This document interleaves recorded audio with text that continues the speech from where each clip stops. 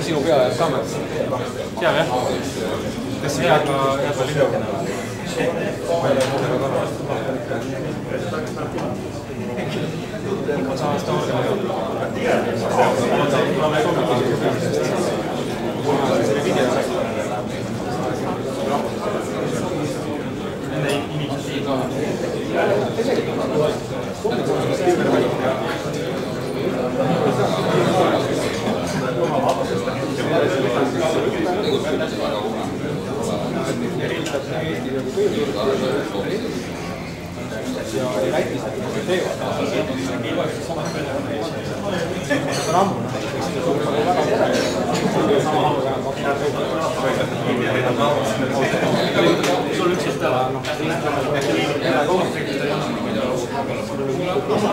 Okay, let's get started. So would you kindly take a seat if you are still standing? There are a few places. Surprisingly enough, they are in the front row. So please take a seat. My name is Janne Kalliola, and I would love to say that I'm your host tonight, but that's not the case. I'm here just to welcome you on the first big DrupalCamp in Estonia. So tere tulemast, welcome, tervetuloa, välkommen, and the other language I don't know. So and Estonian only a little bit, so I'm sorry about that. So, aloha, yes. We have an excellent agenda. We have a lot of good speakers, and then myself, and we'll have a pretty tight agenda. So we have like 25 minute, 10-minute break, and then once again 50 minutes of talk, 10-minute break, and so forth. Seven topics in total. And after the agenda, by the way, that the agenda, if not somebody has not found out, it's on the back of your card. If somebody doesn't have a name here due to late registration or some other hiccup, please write it with the pen that can be found on the registration desk, that we know who you are, as you know that who we are. The conference doesn't stop with the official program, so we have a traditional DrupalCamp conference. And it's in Vapiano at Solar Center on Estonia. I don't know who is there, 9. Around approximately 5:30. So you have 1 hour to gather your belongings and go there and meet the rest there. Everybody pays for herself, so nobody sponsors me. And keep the badges with you that we can find each other, because there is probably a lot of people that don't know that many of other people in the community, because there, if I'm not mistaken, there has not been so many gatherings here, that there's a lot of new faces that I have heard from the like Christian that has been in Drupal scheme for a long time, that there are people that are new to this. So Drupal, that we probably hear from when Vesa started to speak about, the Drupal is about code, about technology, but it's about community, about us. And that's why we have Drupal camps in countries, and we have twice a year DrupalCons. The next one is in August in London, and then the next one is in January in the US, and then once again in Europe, where the community gathers together and discusses about things and shows cool stuff that is implemented to Drupal. And And that's why we are here, at least I'm here, that's why hopefully the others too. So when going to Papiano, then find somebody else with the badge, go to the same table, talk, introduce yourself and so forth. But then people start to know that who are the people doing with Drupal in Estonia, and also some of us come from Finland. This event is made possible by the kind sponsors. I'm the CEO of EXO, we are organizing party. Technopolis Ylemiste was kind enough to give the space with an excellent reduction with price. So we are here because they are really good guys. If you have a good business to start, then maybe you should talk with those guys that there's usually space. Zealand and Zone.ee are also participating in the sharing the cost. Other people that have been around is Christian Jansen that will be talking, and Henry Laukmaa. Henry is there on the back. That he won't be talking this time. Thomas Pippar, the guy standing, has made visuals, so the branding is done by him. Jaakko Laurila, who is not with us here today, but he's in EXO headquarters in Finland, has made the site, and then there will be videos done by IT Project. I'm not sure whether I pronounced them correctly, but probably. A couple of practicalities before we unleash the first speakers. There is, as most of you have already found out, there's coffee, tea, water, and biscuits at the back. Just don't go there when somebody's speaking here. Let's be polite. The restrooms, both of them, there are 2 seats, so don't drink too much coffee. There might be some capacity problems. They are on that way downstairs next to the exit. Then there's a camera. Don't go sort of in front of it when it's on, if possible. There is a wireless LAN available. It's written also on the board that maybe the first, second rows sees and the rest don't on that whiteboard. So that's also a good reason to be on the front of the presentation. We don't bite you. And then if you tweet success that you do, what do you feel? When you have a good stuff? When you have we don't have bad stuff, to be honest. We have only good stuff or excellent stuff. When you have good stuff or excellent stuff, then read about it, spread the word, use the hashtag DrupalCamp EST. There is only a few electricity slots available, so run the batteries and then share the power if you need it. Our DrupalCamp account is a Twitter account, not DrupalCamp account. Twitter account is DrupalCamp Est, and that's also the hashtag. If you don't, if you are confused now, then check out Twitter. It's a good stuff. If you don't worry about that. Then we have also Facebook page. That go and start following or be a fan of those things. We start to gather the community around. It's one big thing of the community is that the community knows who are the members of the community. And these are really easy way to do it. And then also there might be some good stuff also to follow, not just the community. So using the hashtag #DrupalCampEst, please keep some noise that people know that we really have a camp, and not just that people see there was some awesome things that in Estonia. And last but not least is that thanks for coming. Without you, the audience, our presentation would be worthless. There would be nobody to talk to, there would be nobody that would ask questions, get ideas, object things, show a better way to the speaker even. So, before we unleash our first excellent speakers, And let the show begin. Let's give a big hand to all of us that make this thing happen.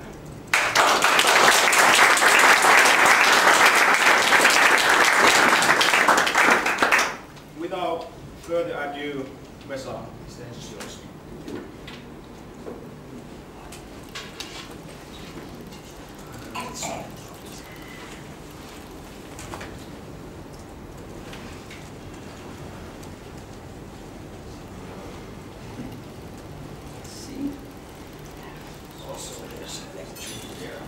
Okay, hello everybody.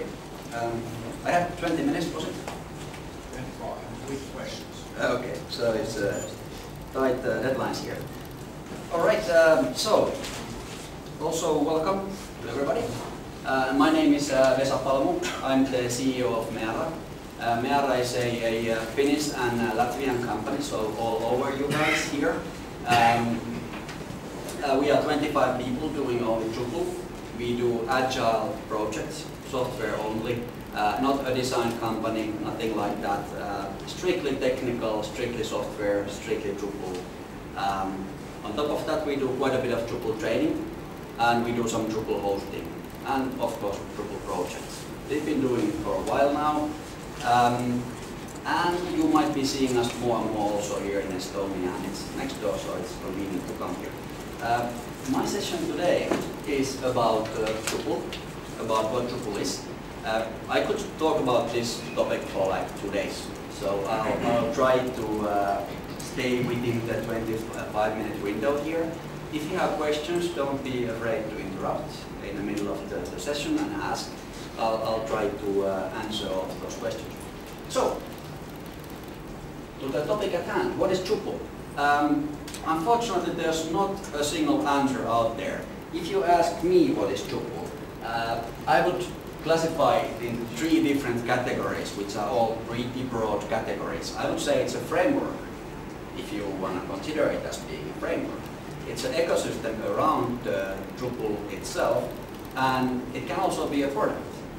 You can have a look at Drupal as a web application development platform, and it works very well for that. It's pretty high productivity in that, and it evolves all the time, and it's pretty rapid in its development and evolvement. You can have a look at Drupal from the point of view of community. Over half a million people in Drupal community, if you take a look at Drupal.org.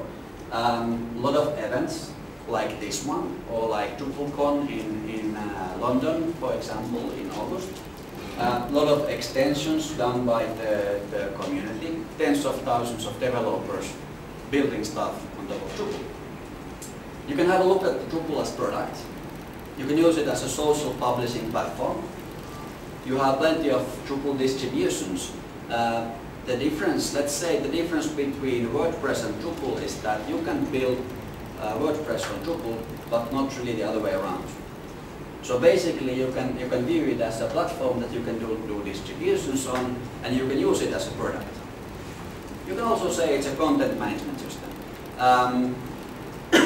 That's really a sort of a simplification, because you have a lot of customers and a lot of people talking about content management systems, and we also do it ourselves quite often. But it's a really overloaded term, content management system. Because let's use like 2 minutes on this.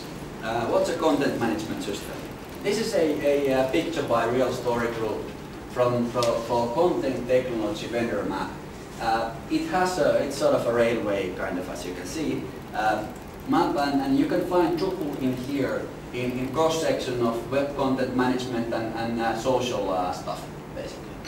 But all of the systems, which I'm sure you can't see all the way to the back of the room, but all of these are like different CMSs, if you will. We have products here which cost more than 1 million euros. We have products which are open source. We have everything in between. And CMS is a very complicated term, so in order to know what we are talking about here, let's classify Drupal a bit more. For the technical audience, I hope this is sort of enlightening on what Drupal is. On the other end of the scale, we have products. I say CMS here because I think CMS is more in reference of actual product. On the other end of the scale here, we have frameworks. Frameworks being like technical platforms like Ruby on Rails or Zen or .NET or whatever that you actually program on top of. And they can be high productivity, but still you need to do a lot of coding on them. If you take a look at the products here, WordPress for example, it's a very good blogging platform out of the box. It does what it's supposed to do, blogging, very well. But I wouldn't go building like e-commerce solutions on top of WordPress. Wouldn't be a very smart thing to do. If there are any WordPress developers in the room, you can start showing things now, but it's just like my opinion on like limitations of products, CMS systems. In between we have platforms, and by platform I mean systems that you can actually build complex websites on without doing a lot of programming. You can extend them to do a lot of things. You can't do everything with them. For some stuff you will still need a framework, and for some stuff you will be better off by using a product, using a CMS system in here. But this is a very rapidly growing segment. And if you look at like other software products, let's say CRM for example, the involvement has been more and more in the direction of platform, and even platform as a service kind of solutions. If you look at like any other, let's say mature software business areas, this is where the focus has been. This is where I believe it's going to be in web also, and that's one of the reasons why Drupal has been growing so much lately. Well, not going to go into any more details here. Well, is it popular then? Here in Estonia, Drupal is not in a huge market share kind of position today. People are using Drupal here, but not like the big corporations or enterprises are not really using Drupal. They're using .NET or Java or whatever. Then again, medium and small businesses are mostly using WordPress or Joomla or something else. And of course, we have all the local products in here. We have all the custom-built solutions also. I'm sure a lot of people have been doing a lot of research on this. We did a recent study about a month ago about Drupal, WordPress and Joomla market shares in Europe. This we did by crawling top 1 million sites from Alexa. And for example, from Estonia, there was like 400 sites crawled in here. And for the 400 sites, less than 3% of them is Drupal at the moment. WordPress almost 5, Joomla even higher. If you compare these numbers to let's say, for example, primary current markets of Meara, Finland, here we have about almost 5%, Joomla and WordPress are pretty even. If you compare it to Latvia, which is just down here on the list, 1.5. We have some work to do obviously in Latvia, and we've started doing it and building that percentage up. And as you can see, but just checking the numbers, you can see that the markets are pretty different. Why these 3 different products in here? Pretty much the reason that these are the biggest ones, 3 biggest ones at the moment. If you take any other platform on global market, it's going to be smaller than these 3. In Estonian market, I don't know if we had Saurus in here, what would be the percentage? 8. So, as said, we have a clear market leader there. What about type of tree? I don't have any numbers for type of tree at the moment. There are some global numbers. I don't know about local ones. What's the situation here? Small. Insignificant almost. There is type of tree. Type of tree is huge in Germany, for example. It's very small in the Finnish market. Very few companies are actively selling type of tree. So do you guys agree? Everybody is like this. Another reason here. If you look at the Drupal market, this is from US statistics, just because everything is so much bigger in US. If I did this for Estonia, we would have like 20 job ads in here, and in Finland like 25, so the numbers would be way off. These are from like hundreds of thousands of job ads. If you look at the open jobs for Drupal in US market, this is what happened. This is the recession obviously in here, but still it didn't really go down that much, only a slight bump in the curve. So I would say learning Drupal today and learning it well is gonna sort of guarantee job security for you for next 10 years. even if everybody stopped doing Drupal sites today, there are enough of them out there to guarantee you are going to have a job for like at least 10 years from today. And it's not going to stop, it's going to keep on growing. So this is a nice thing to keep in mind. Also, by the way, we are hiring, so if we have some like Drupal developers here looking for a job, contact me. that's enough of the ads. Okay, so a very good thing to keep in mind, and I think the numbers look exactly the same. Especially, let's say in Finnish markets, we have openings for 30 or 40 Drupal developers right away today in Finland, if people apply. If you look at all the companies doing Drupal, easily, even up to 50 people could get hired like right away. Not a problem. Some examples of where Drupal has been used. Some well-known examples are sites like White House. Most artist sites are on Drupal. If you go to Britney Spears or Christina Aguilera or Metallica or Michael Jackson or whatever, they are all built on top of Drupal. Most of the big and bad record companies are actually big supporters of Drupal, so they use it a lot. The reason behind this is so much cheaper to use Drupal than pay for millions and millions of licenses every year for the commercial products they used to use. In public sector, Drupal is pretty big. A lot of cities, a lot of governments are using Drupal. Media companies, it's a major player in media market today. For example, I know the Finnish media market very well, and almost all the major players in Finland are using Drupal more or less, at least in some cases. Not like all of their sites, but all the bigger companies are using Drupal for some of their major sites. There's quite a few big enterprise sites like Nokia Siemens Networks or Sony Ericsson, and a lot of companies like those who are using Drupal for their like primary enterprise sites. A lot more enterprises using it only for like one or number of different sites.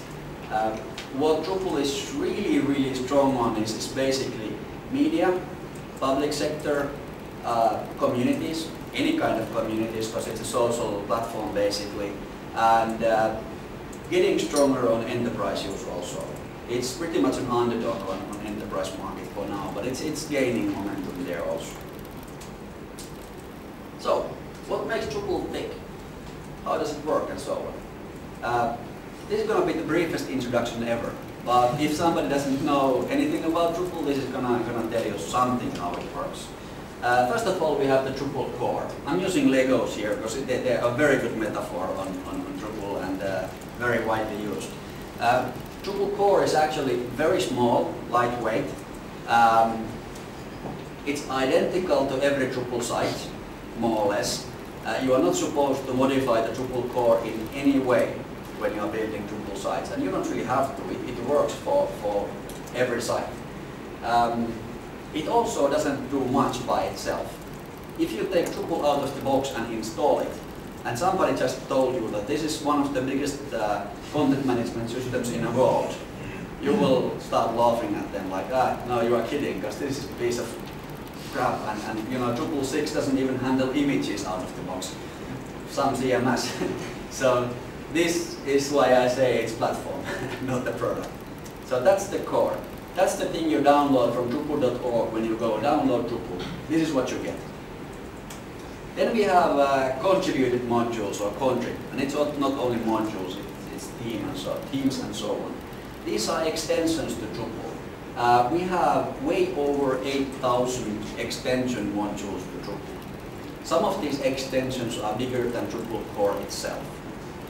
Some of them are very small. Some of them are only for one purpose. Let's say a Facebook API kind of thing for Drupal would be a good example.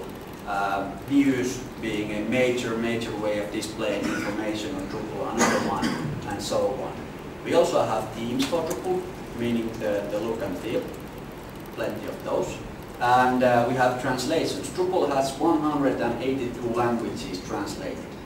That's more languages than there are in the world, by the way.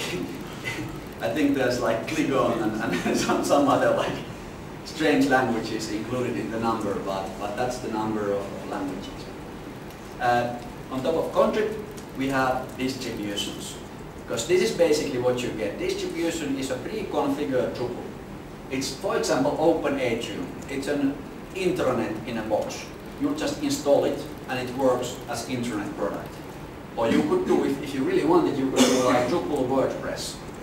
And it's a distribution. It would look like WordPress, it would actually act like WordPress, but it would be built up on top of Drupal. Completely doable if somebody really wants to do it. I don't know why you should, but possible. There are about a bit less than 150 public distributions at the moment for Drupal. Some of them are very widely used. Some of them are pretty uncommon. There are way more like private distributions. Many Drupal companies have their own private distributions that they use. And the reason for them not to share it, that nobody could actually use the distribution, because the real value of the distribution is to actually know it inside and out and know it by heart for themselves. So I think there's like hundreds, if not thousands, of like private distributions of Drupal out there. Because starting building Drupal sites from scratch, a lot of work. So, who makes Drupal? These guys do. Especially this Swedish guy with the blue spandex kind of thing. Very Swedish thing to do. It's the community. That's who does Drupal. There is no single company. It's not like, let's have a look at Easy Publish, for example. There's a Norwegian company behind it, and they are the primary driving force in Easy Publish. In Drupal, there's no single company doing it. There's plenty of smaller and bigger companies behind it, plenty of individuals, but there's no like single company saying, we are Drupal, we do it, that's all. The community size yesterday was 603,401 people based on Drupal.org. So over 500,000 people. That's pretty sizable community. That's tens of thousands of developers, or even hundreds of thousands of developers globally. Meaning, if you will try to compete with Drupal with your local product, for example, you're going to have to hire 100,000 people to develop on it. It's going to be an expensive product. So that's the scale. And we all be young white men, right? Yeah, exactly. As you can see, this is from Paris, so sort of figured. But there's one lady on the top left corner, not by accident. Oh yeah. Actually two. But you can't tell. But that's actually a good point, because you can see the overrepresentation of young Caucasian males there, and just look at the room here today. That's what you see in all the Drupal events. So if there are any like girls out there looking to meet guys in Drupal events, well, you have your window there. Yeah. Well, we are getting more and more girls also in the community, but not going to go there. 228 different countries are presented in the Drupal community, so it's really an international thing. Drupal is developed more and more professionally. It's not only people like university students here saying that I do this on my free time and I'm just doing the open source stuff for the kicks. It's mostly people earning living from doing it and doing it full time, professionally. And it's a lot of people with technology backgrounds from doing Java, doing .NET, doing all sorts of different technologies before coming to Drupal and now developing full time for Drupal, or doing Drupal. They get their wages paid by companies who make living out of doing Drupal or who maintain a lot of sites. For example, Sony, the record label, they hire people just to develop Drupal because they say it's so much cheaper than to pay for the licenses of commercial software. That's their logic of supporting Drupal by paying for developers developing Drupal core. We do a lot of this, but for our customers we develop stuff. It's useful, we make it generic, we publish it, we contribute it back. Our customers actually benefit out of that because they get upgrades and bug fixes for free. They're upgrading, let's say, from Drupal 6 to 7. The upgrade could be already there. They don't have to pay for it. We'll just install it and they are happy. So it's sort of a win-win situation. It's new kind of a business logic. Drupal is sort of a duocracy. This guy is the Drupal lead, Dries Boutard. I'm always mispronouncing his name. I've given up trying to pronounce it properly. He's the project lead. He's the Linus Tornvalds of Drupal. He started it originally, and originally it was a community platform. Started back in 2001, so it's 10 years old now.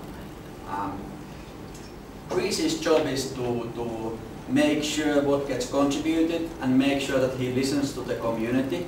And he's not really setting that we will go there with Drupal, because if the community wants to go there, it goes there anyway. So he sort of listens to the community, tries to guide the community and so on. And he actually did his doctorate on some technical stuff like computer sciences and so on a few years ago. So he sort of is at least supposed to know what he's doing, I think. So, last but not least, what you could do for Drupal, because this is the important part, because we do a lot of sessions like these to hire people for Drupal community, to lure people in. Why?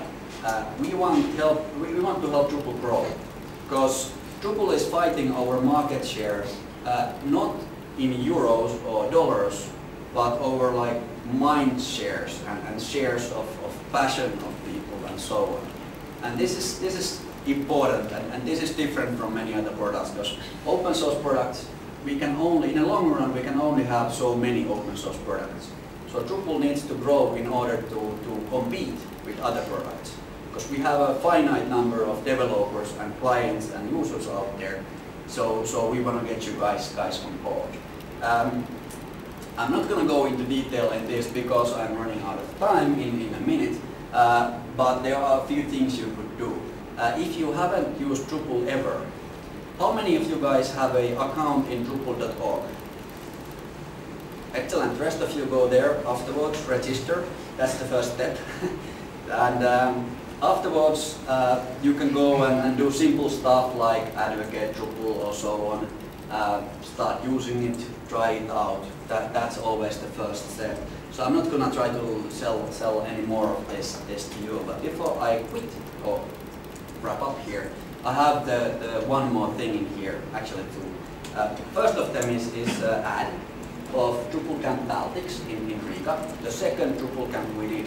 The first one had 10 different nationalities, about 80-90 participants, and it was a huge success. Our Latvian office is running the next DrupalCamp now in September. It's going to be 2 tracks, and it's going to be in DrupalCamp.lv pretty soon. I think the old site is still up now, so it has the last year's information, but they're going to have the new site up pretty soon. They're also going to have a pre-conference training day. So if you want to learn Drupal, it's going to be either free or very cheap. So you can go there and learn Drupal, and they might have one session for beginners and one for like advanced Drupal developers. So reserve the date. And if your September is not busy enough, we also have this. We have the DrupalCamp Helsinki, which is in Espoo, funnily enough. We were too lazy to change the name, although the city changed. That's 27th of September. It's going to be a free event, and it's going to be only for developers and themers. We did Drupal Business Days this year in Finland, so now it's time to go back to techie. And it's going to be all tech, one track probably. More details also DrupalCamp.fi. It's currently the last year's event, so if you go there, it's going to be all so last season, but we'll update it during the summer, I promise, or something. Okay, I think I used my 22 and something minutes already. Any questions? Should we do a group photo after this one? Excellent idea. If somebody has a camera. Somebody. iPhones and whatever phones. We do. Okay. Very good idea. Anything else? We Estonians, we don't ask. We are almost as slow as Finnish. Yeah, exactly. I was just about to say that's so Finnish of you, because if you go to any place in the world and do you have any questions, you have 10s, and then you go to Estonia or Finland, and this is what you get. Useful. Okay, I'll end, stop like 2 minutes early then, and I say thank you.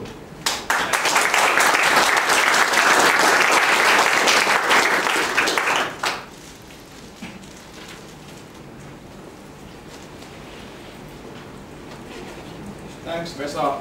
Christian, you're next up. I'll send the stuff for you.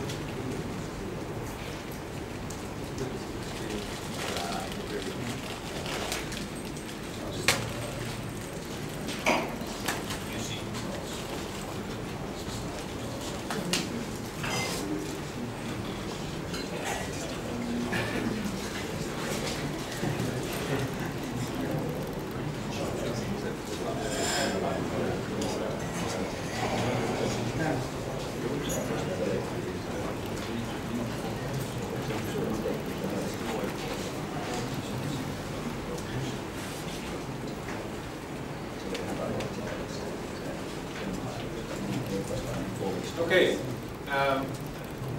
I'm Christian. I'm using Drupal from 2.0, really early days, even before the Drupal.org was present.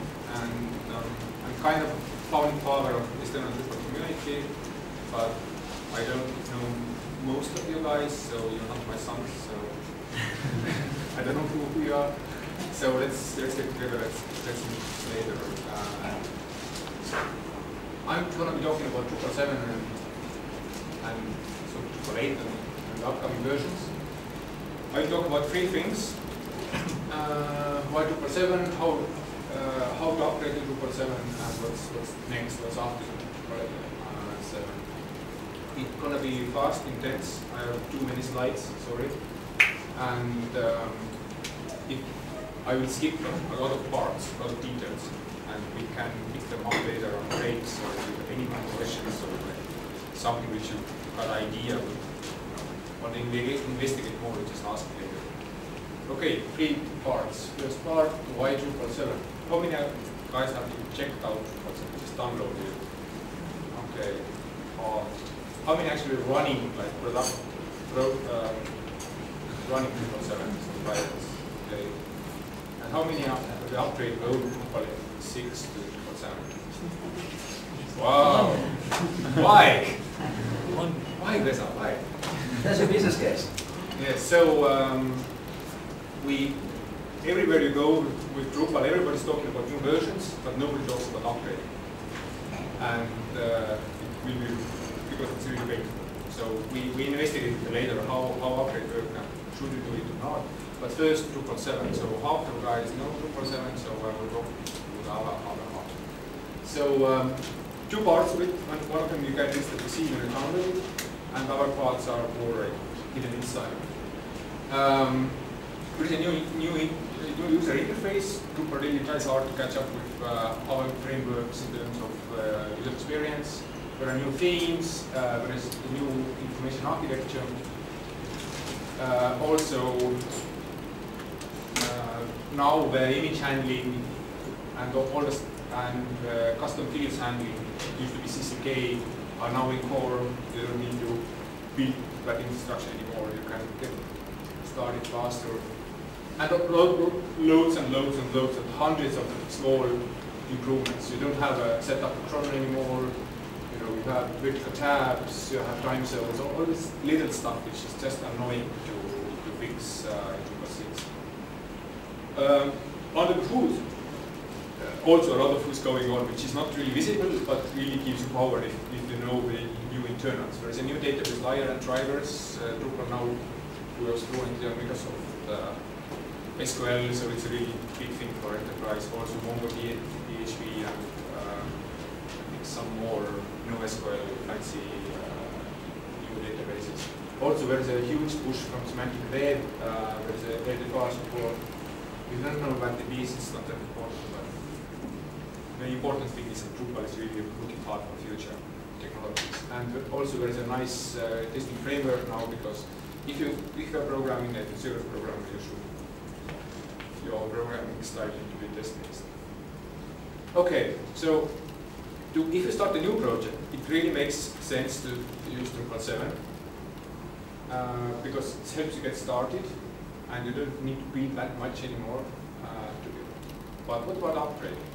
So, and now every project manager in Drupal community says, well, there is no difference. There is no business case for upgrading. There is no people just get the same thing, which is now powered powered for Drupal 7, not Drupal 6 anymore. It really takes it's really hard to do, it takes a lot of time, and who's going to pay for that? Why should I touch things which are already working, right? Which are not broken. And all my Drupal 6 sites are working, so why should I bother? So I was wondering about myself, and let's see, can I convince myself and you that this is important? So first thing is security.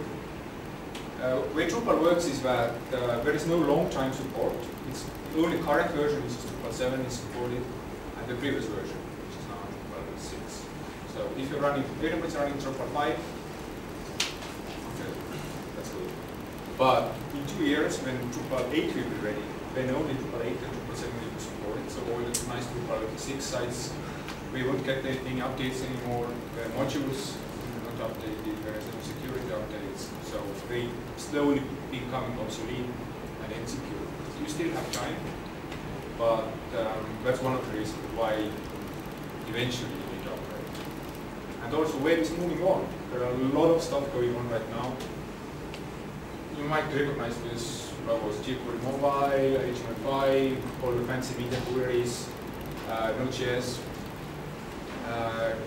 All this, Drupal is really tracking those new technologies and trying to integrate those. But it only happens in Drupal 7 and upcoming future versions. Nobody's caring upgrading Drupal 6 HTML5. It can be done, but everybody's looking for future.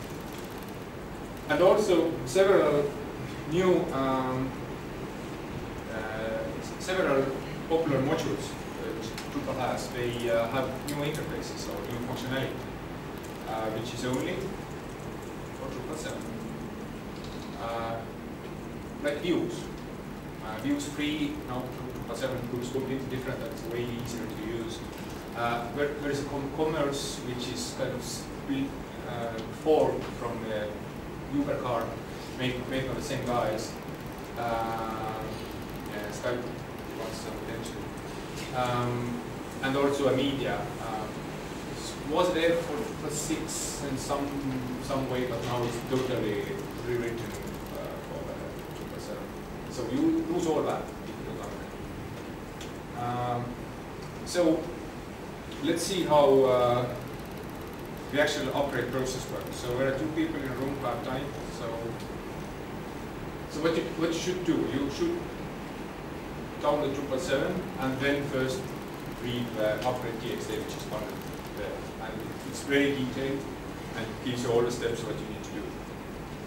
There are some aspects which are not here, which I can't really go into detail because we don't have time, but there are stuff about PHP timeouts, if you have bigger sites, can be problematic, but basically most of the information is there, how you technically should do it. As I said, a lot of stuff which is now in Drupal core used to be a separate module before, like CCK, image cache, image feed, write feed, all that stuff. So how you upgrade this? So for Drupal 7, you still need to download the CCK module, but it doesn't do all this site building anymore, just converting fields to a new system. So it's not there, you check the custom fields you used to have in Drupal 6 and it works okay. If you're using images, that's a tricky one because Drupal used to have image module. Some people were building image for the image module, other people were building using image feed module. How many people are using image module? The image feed? Okay, a little more. So first you need to upgrade the image module, the image feeds module. And then you need to go for Drupal 7 and convert it to image module which is included in Drupal 7. So it can be done. It looks harder than it really is. What about the modules? Because if you're running a decent Drupal site, you have a lot of custom modules. So what are the cases? So if you just go there and check. If it's already Drupal 7 board, you are super fine. Just upgrade. You might have a case that, like if you run Postman cron or something, it's already in the core. There might be cases when there is no core, but you can use an alternative, like remember me during the logic. There's two modules, one of them is supported, another is not. There might be a case that you don't really need the Drupal 6 module anymore, like the one which fixes the PNG transparency. Maybe it's not that important anymore to support IE6. But if you don't have Drupal 7 board, you are screwed. So what you should do? First, you need to go to this module issue queue in Drupal.org and see is anything going on in terms of Drupal 7. Is any issues about it? If there is no issue, report an issue. Hey guys, where is this? Are you going to be upgrading or not? If you don't get the response, try to contact the co-maintainer directly. Find out who's the maintainer or co-maintainer is and send me a message. You might have a case when you actually need to sponsor the board. Somebody in Drupal.org, like somebody's going to do it, or you need to do it yourself. It is a simple module. And also, you might investigate the alternatives. Maybe you don't need that module at all. About themes, it really depends who have done your theme. Usually, you're using custom theme anyway, but you basically have two options. One of them is like rebuild the whole design from scratch. Another is take the old Drupal 6 theme and convert it line by line. There's a documentation about it. It's not that hard, but me personally, I started from scratch. But usually, the way the CSS and HTML are handled like 5 years ago, totally different now. So usually you have learned a lot during those years. So it maybe depends on the case, but maybe it makes sense to start from scratch.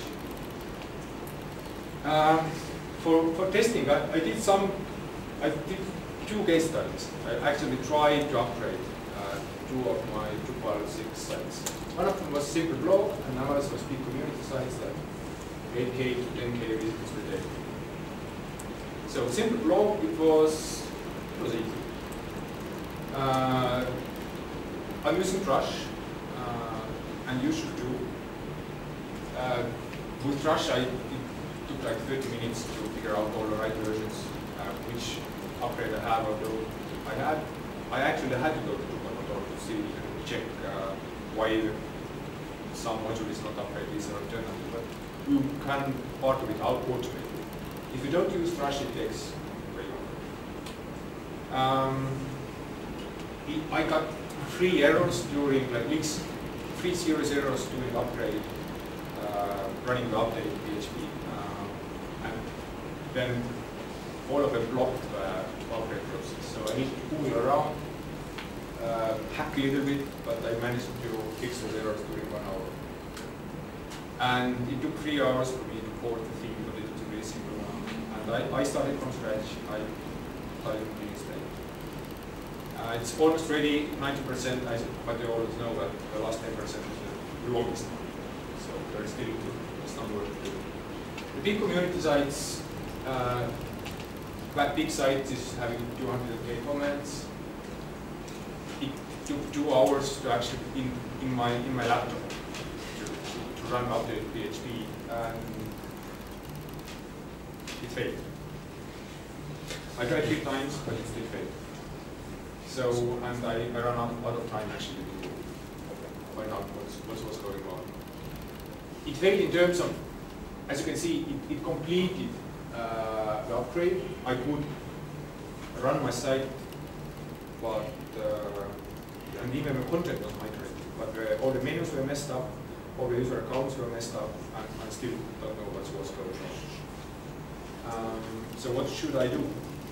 So first thing is that you need to upgrade the TXT file. It's really detailed. So if you have a problem, you still need to go through this and maybe do something different this time, like remove all the contributed modules and first do a core upgrade, when move modules back, and do a project or something. So there are some tricks I want to do.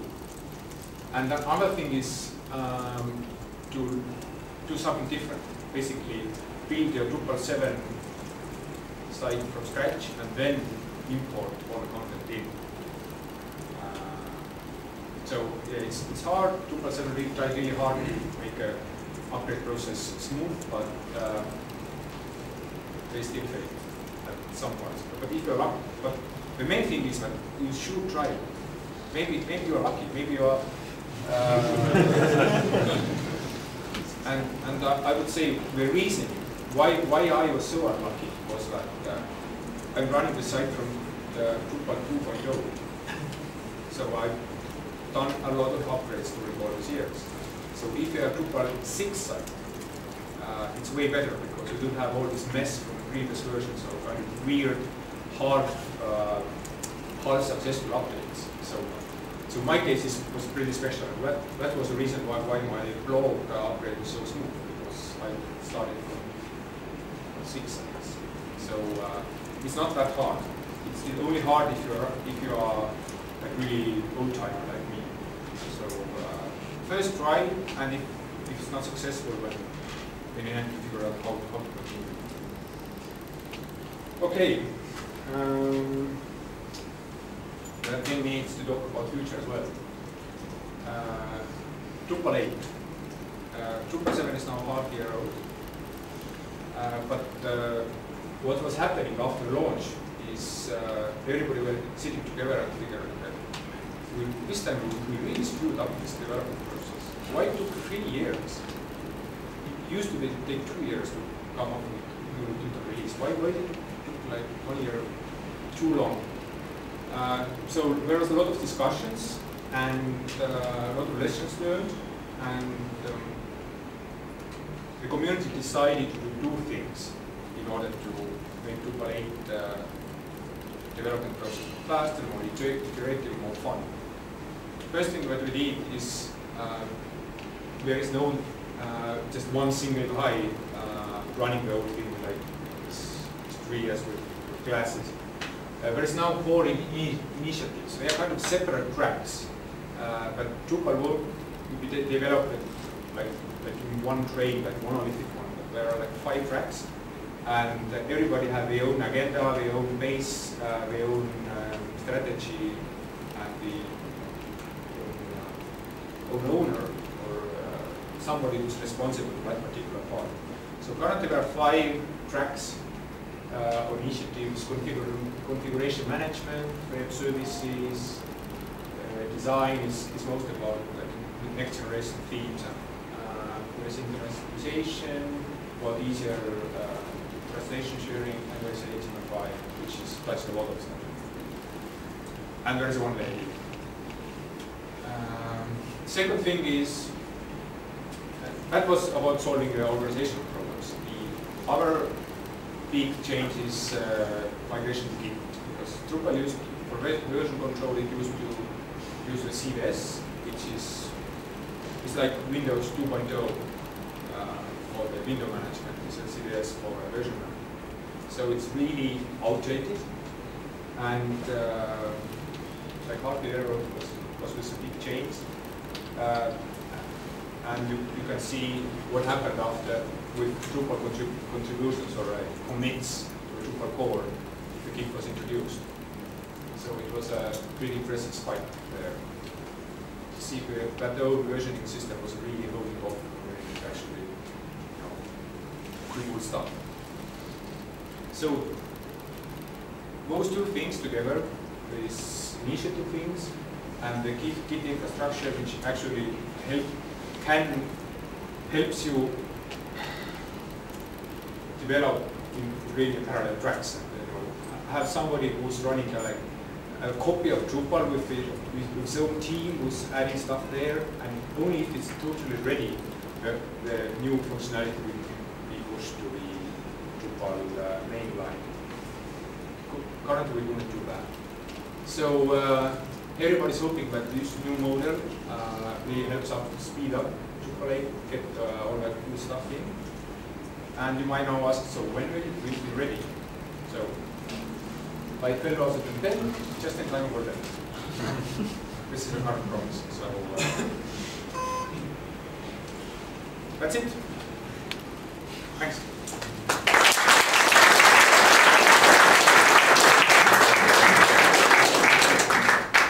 And there is no questions for that. I have one. Wow.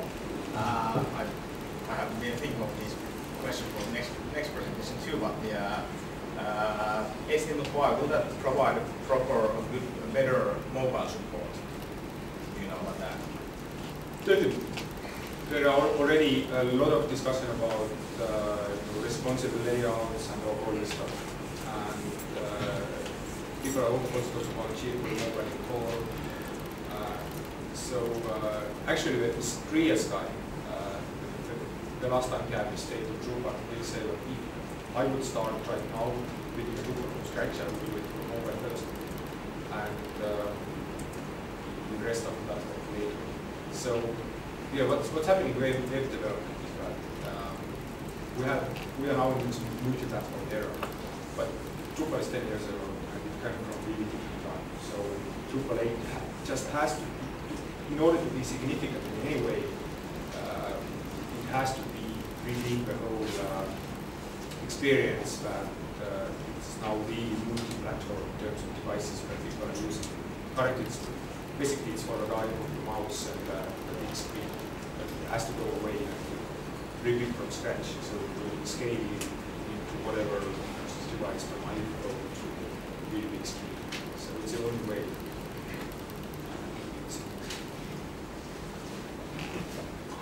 Yeah, what are the other main highlights of Drupal 8? 8. Yeah. So it's too early to say. There was 5 initiatives. So they are all very new things. Where we definitely one just I talked about is mobile approach. It's not just about HTML5. HTML5 is mostly about HTML5 initiation of Drupal markup, but it's more about using multi-device special brand. And also, Drupal 7 was a big, huge project for Drupal 7 UX. Drupal 7 user experience, which give us all this toolbar and overlay, all that stuff, which some people hate, some people love. That has to continue as well. So the user experience, I want user experience here as well. And I still wonder why it's not here. So it has to. It's just design, it's the same thing in Drupal community. And in technical terms, yeah, I think also one thing what's happening is it can be a good news to some, good bad news to somebody, but Drupal is getting more complex. To develop Drupal, you need to be more fluent in object-oriented languages. The success of Drupal used to be was everybody would jump in, and the core was procedural, and it was really easy to read, easy to understand all the functions. But now with Drupal, it's kind of a weird mix of some parts of it object-oriented, but it's not total object-oriented. A lot of stuff, chip procedural as well. Many people say, like, you should do that. You should have a proper MVC, like everybody's doing it, like typo-free, the Symfony, everybody's doing the really clean object-oriented approach. Drupal is still a pretty weird mix of those two things. So Drupal 8 has to figure out who he is. Who this is not object thing or procedural thing or kind of weird things. And it needs to get faster. That's one of the priorities. I never mentioned it, but Drupal 7 is slower, but it's not that much, but still heavy. So it has to get faster. Slower but more scalable. Yeah, that's true. That's two vectors going at the same time. But the core will be slower, but there are more and more knowledge and tools now to make Drupal super fast. It's contradictory, but that's the way it goes. Okay, thank you.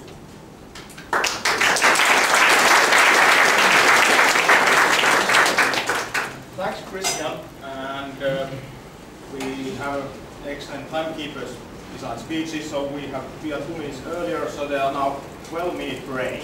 Don't you dare not to come too late here. So 12 minutes break, toilets that way, coffee that way. Thanks.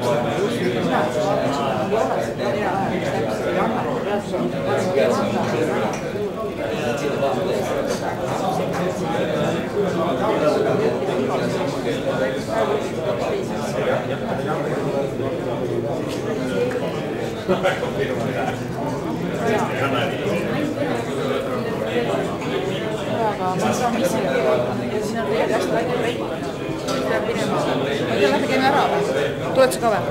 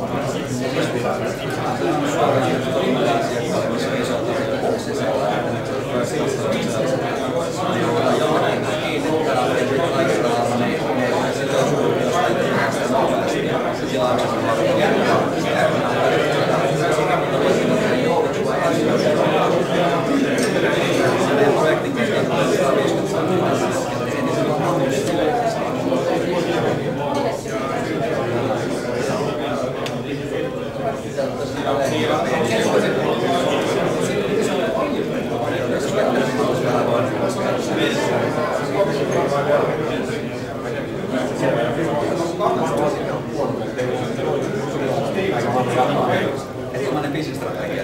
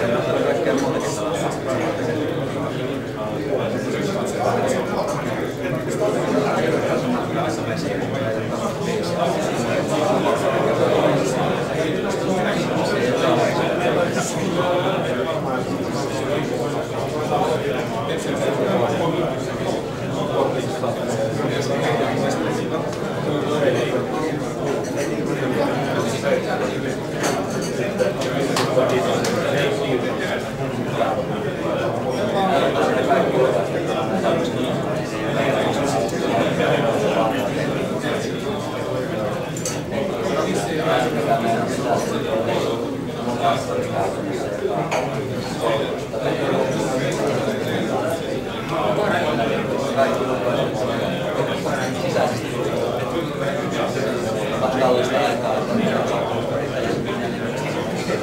tapahtumia se on vähän sitä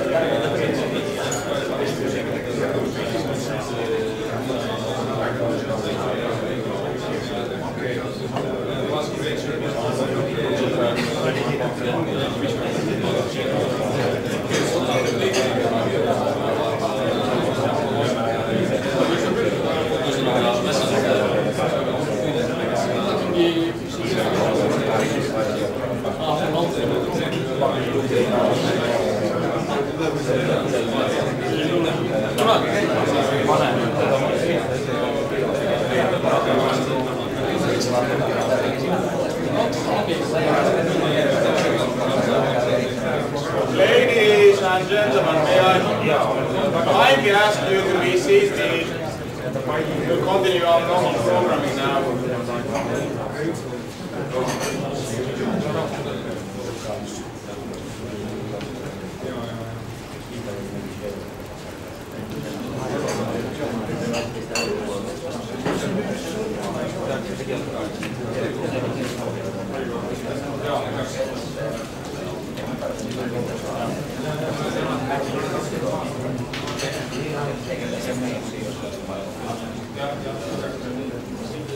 Okay, it's 10 past.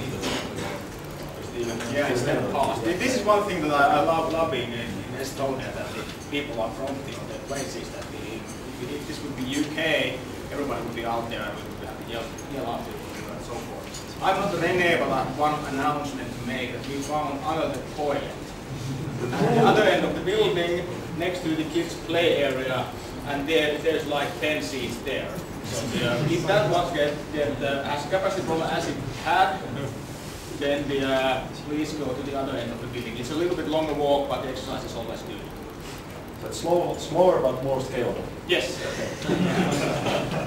Let's not go to the naming toilets now with Drupal. So instead, let's welcome Rene Lasseron to talk about community tools. Hi, I'm Rene.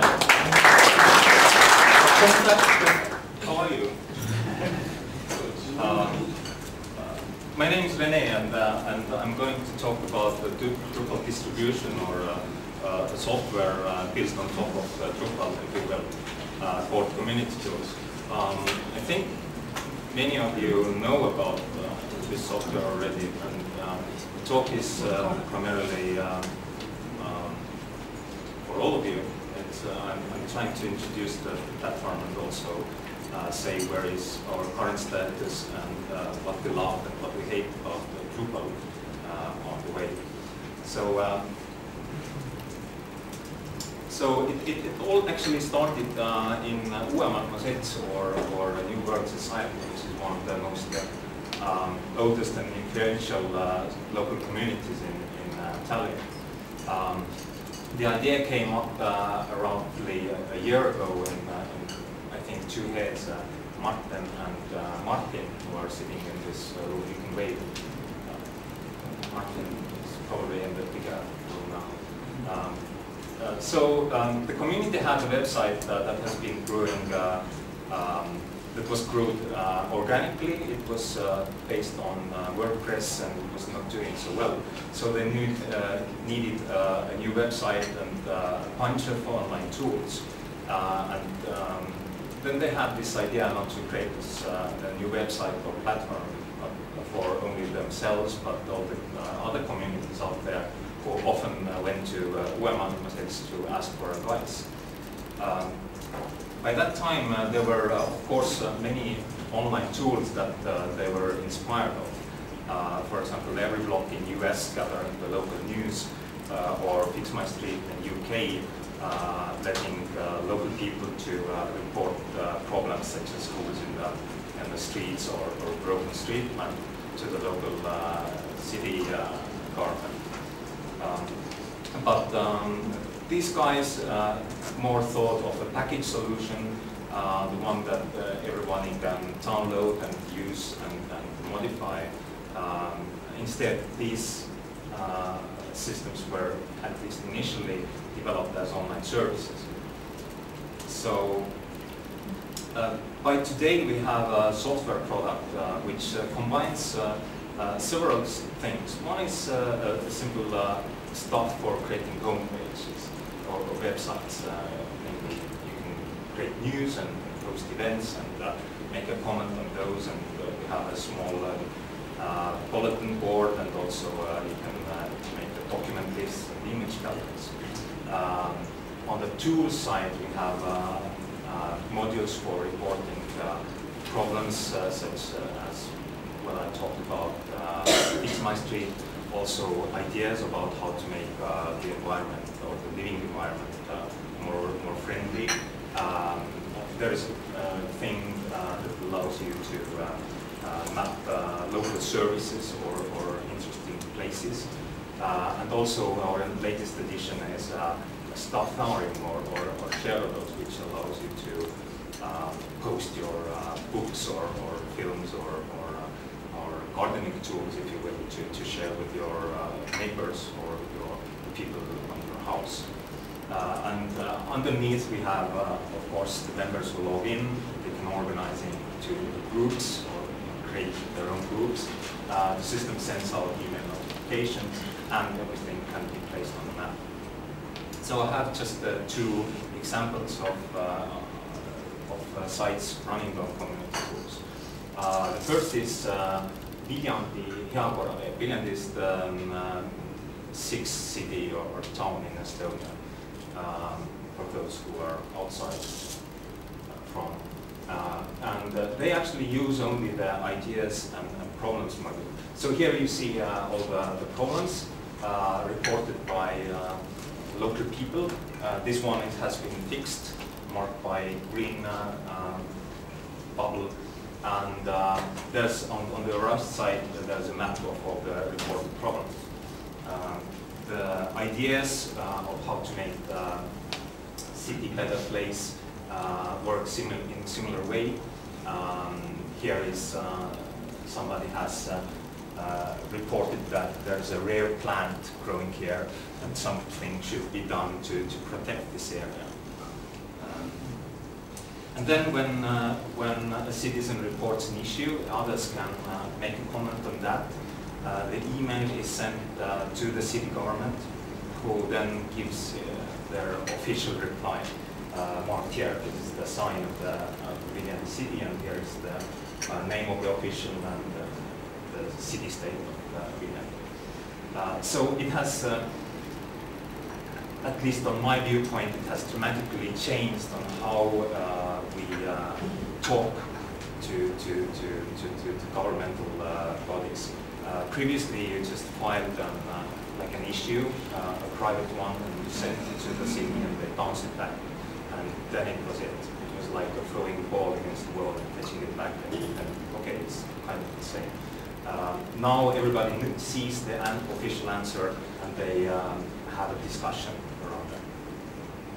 Another example would be Giovanna. This is an international youth project. It's an abbreviation of Youth of Narratives. The thing is, young people around Baltic Sea in schools, they study filmmaking. And once in a while they get together in Estonia or Sweden or Holland in like local camps, and sometimes they have international camps. And this is a website. We use the public interface of the Drupal, if you will. And on the other side we have this community tools. This is the same Drupal, it just has the two interfaces. These people are using community tools as a group where they have groups for most of the schools or the regions. And these groups they communicate in local language, and then they have a main group in English where they all come together. And the thing is to get to know each other better. It's the list of users, and they post pictures about the gatherings. They post the films they are making to get comments from other schools. I hope they will start using this Safari module to maybe share some technological widgets related to filmmaking. So this is what we currently have. We miss many modules here. I'd say that during this year we've focused mostly on making the first iteration of a framework where you can, but the underlying layers, the members and the map and the notifications. And the menu system is the same, but now we want to plug in new modules. There are many missing. At least we need to work together with some guys making alternative currencies. I know Matt is here. Matt, wave your hand, please. He's a guy who has developed a Drupal module for alternative currencies, am I right? And he came here to see how we can work together. So I'd say that this software is best for local communities, maybe also interest-based communities like this Uganda project. Well, this summer we are really digging into the same model that Viljandi city used, and we try to push them to implement it so that the city or the local governments will come more closer to the actual world and people.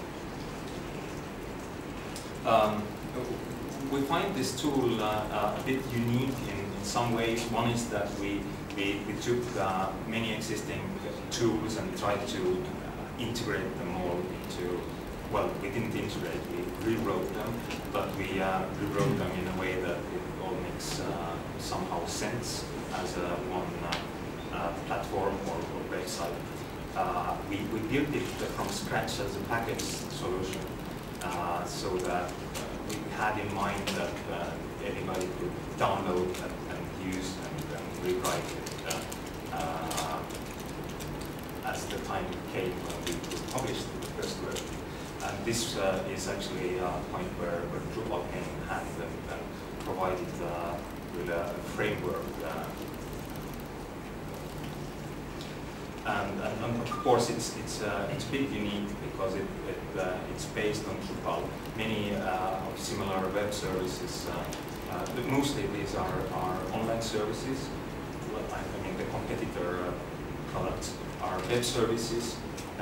They can't be downloaded, or if they can be downloaded, they're just the source code of some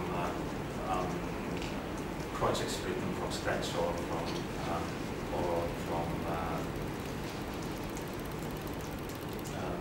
not so strict platform. Is, well, now I lost my sense. But, well, it's based on Drupal, so it's good, right? So why Drupal? We developed our own CMS for 10 years, the team who was behind community tools. And it was really dear to us. But then we found that we didn't have this community, and Drupal gave us actually, we hope, a kick throughout the Drupal ecosystem. And we needed this CMS because, or the CMS functionality, because all these local communities, they also need a website. And primarily they need a website. After that, they can think of sharing stuff between each other or posting problems on the map. And we really loved the modularity and the framework part of Drupal. And also Drupal was used by some of similar projects like Matthew's. What we learned throughout the year is, well, first, as we didn't have any experience, nearly no experience with Drupal, we had this feeling that there are so many contributed modules out there that we could just put them all together and the magic would work. Well, it didn't. the modules didn't do exactly what we wanted, and somehow we were maybe not enough flexible. We had our own thought, we just wanted the modules to do what we wanted. They didn't play too nicely with each other, and maybe we used too many of them. I have to say we started in Drupal 7, but then we found that the modules we wanted to use, I think there were organic groups and local layers, were not available in Drupal 7, so we went back to Drupal 6.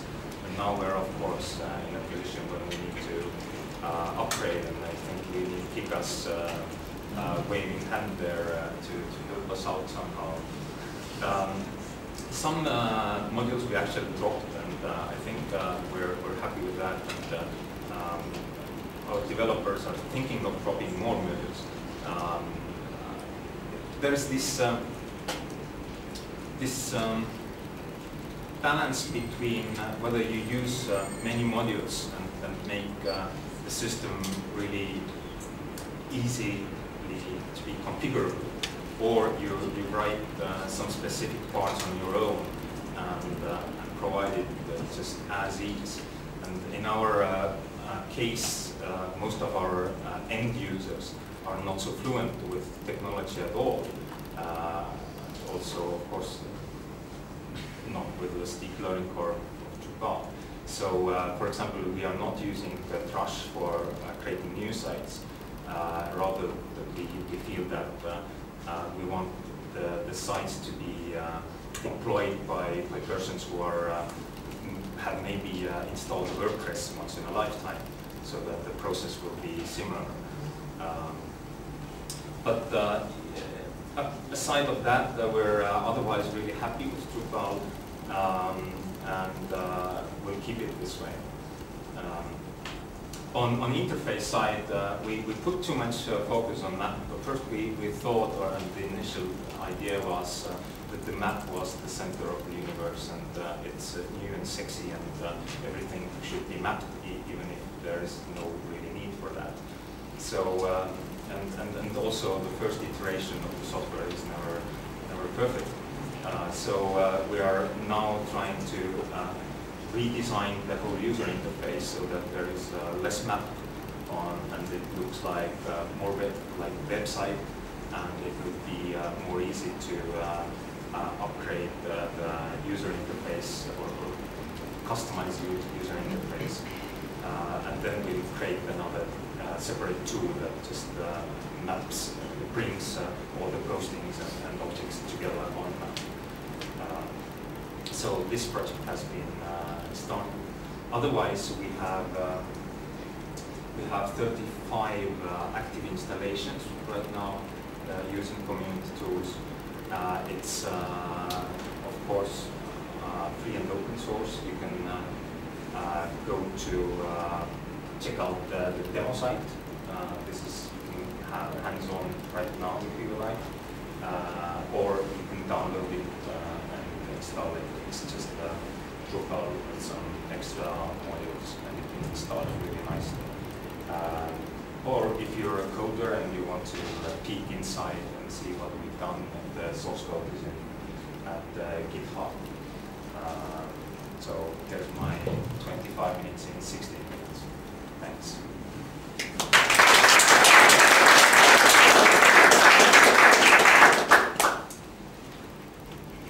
So any questions? Come on. Sorry, go ahead. Yep. Is there a search where you can search stuff? No, not yet, actually. No, we don't have an internal search, but we do have a search. You can search from within each application. There's this search icon up there, right here, and if you click that, a layer will open here with different search parameters. So yes, I want to comment on this Drush thing. Actually, there's a bit misconception. No end user or anybody who's downloading the package will never see that you use Drush for building that. It's just tool for you to make your life easier. And for the community, it just will be a package to download or zip file, whatever. And Russia has to beat that particular zip file. Yeah, I mean, keep track what's going on. I think one thing versions and patches and that stuff. I think one thing we learned is that 1 year is not enough to get to understand Drupal. So we really need to dig in more and try to build new stuff or rebuild some of the existing stuff more Drupal way, because we wanted to bend the Drupal the way we want it. But well, this is why frameworks are good. They force you to do work in a certain way, but at the same time it ensures that other people who know Drupal as well understand how it's built, and it's easier to share the code and use different developers. Oh, I have a question myself. Has this user interface been translated into other questions? Thanks for the question. To other languages. Thanks for the question. Yes. We have received contributed translations from Finland, from Romania, Latvia, and I believe Russia. So thanks for these people. Have you got feedback on the user interface, because it's quite different from the Drupal and looks quite nice. So have you got feedback from the actual user, what they like, how they want to use the system? Well, yeah, many of those who use it as a grouper application don't need the map, and we actually don't have a really nice way to hide the map right now. And well, the HTML has been grown organically throughout the year, and it's really not so easy to customize the user interface. So this is where we need to do some work. And currently, the user interface looks like a little bit like software, in a sense that all our sites look the same way. We're thinking of redesigning it to look more like a website. So that it would be easier to integrate it into existing websites in a way that it sits on different URL but looks the same way, or to create a website-looking website using this also. Maybe you should mention the SEO and automatic installation. Yeah, there's some guys from Zone sitting here, and yeah, over there, and we've done some amazing things with Zone. Namely that if you're an existing Zone customer, Zone is a local hosting provider, the biggest, and also the supporters of today's event. Then you have a one-click installation of community tools in their ISP environment. And we're looking forward to push Zone even further to make perhaps a one-click install if you're not even a Zone customer.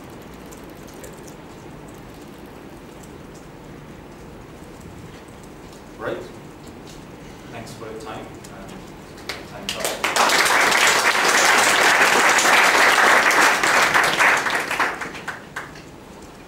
Thanks, Rene. And then Kalle Varisvirta from EXO talks about the media sites and search.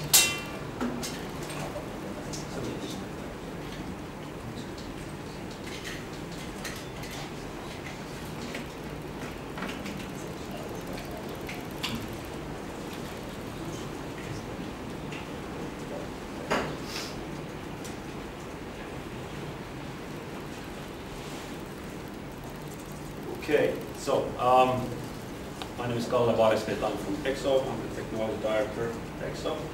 I'll talk about SOAR, mostly with Drupal. It has been tied to media sites, but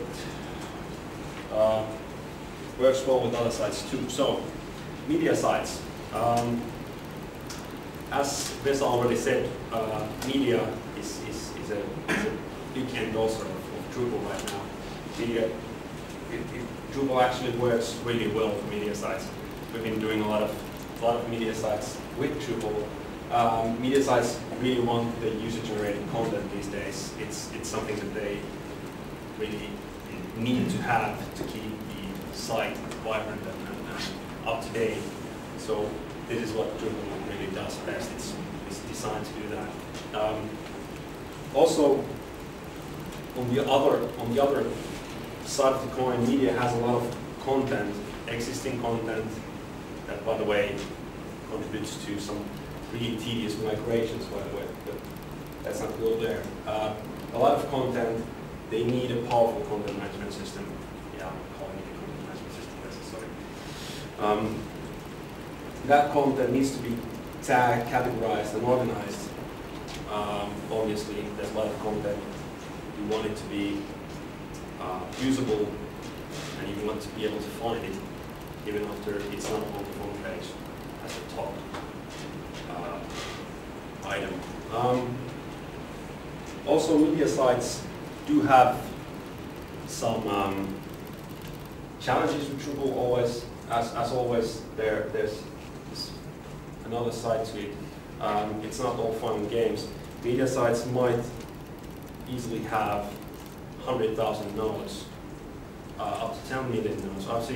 I've seen sites with more than 10 million nodes. So you can think about the functionality of Drupal where it's storing all its nodes into a single database table. How it works with 10 million nodes, it becomes a bit hard for Drupal to handle that. Also, media sites usually need different kind of caching to be able to serve the content fast enough for the number of users they have, because usually the traffic is high. So we will be talking tens of page loads per second, so that's where we're at. And Drupal normally does without caching, not that many page loads per second. Talking about 6, it's about, on a single dedicated server, somewhere around 10 to 15. And you can see where it's going. Drupal's core search works with MySQL.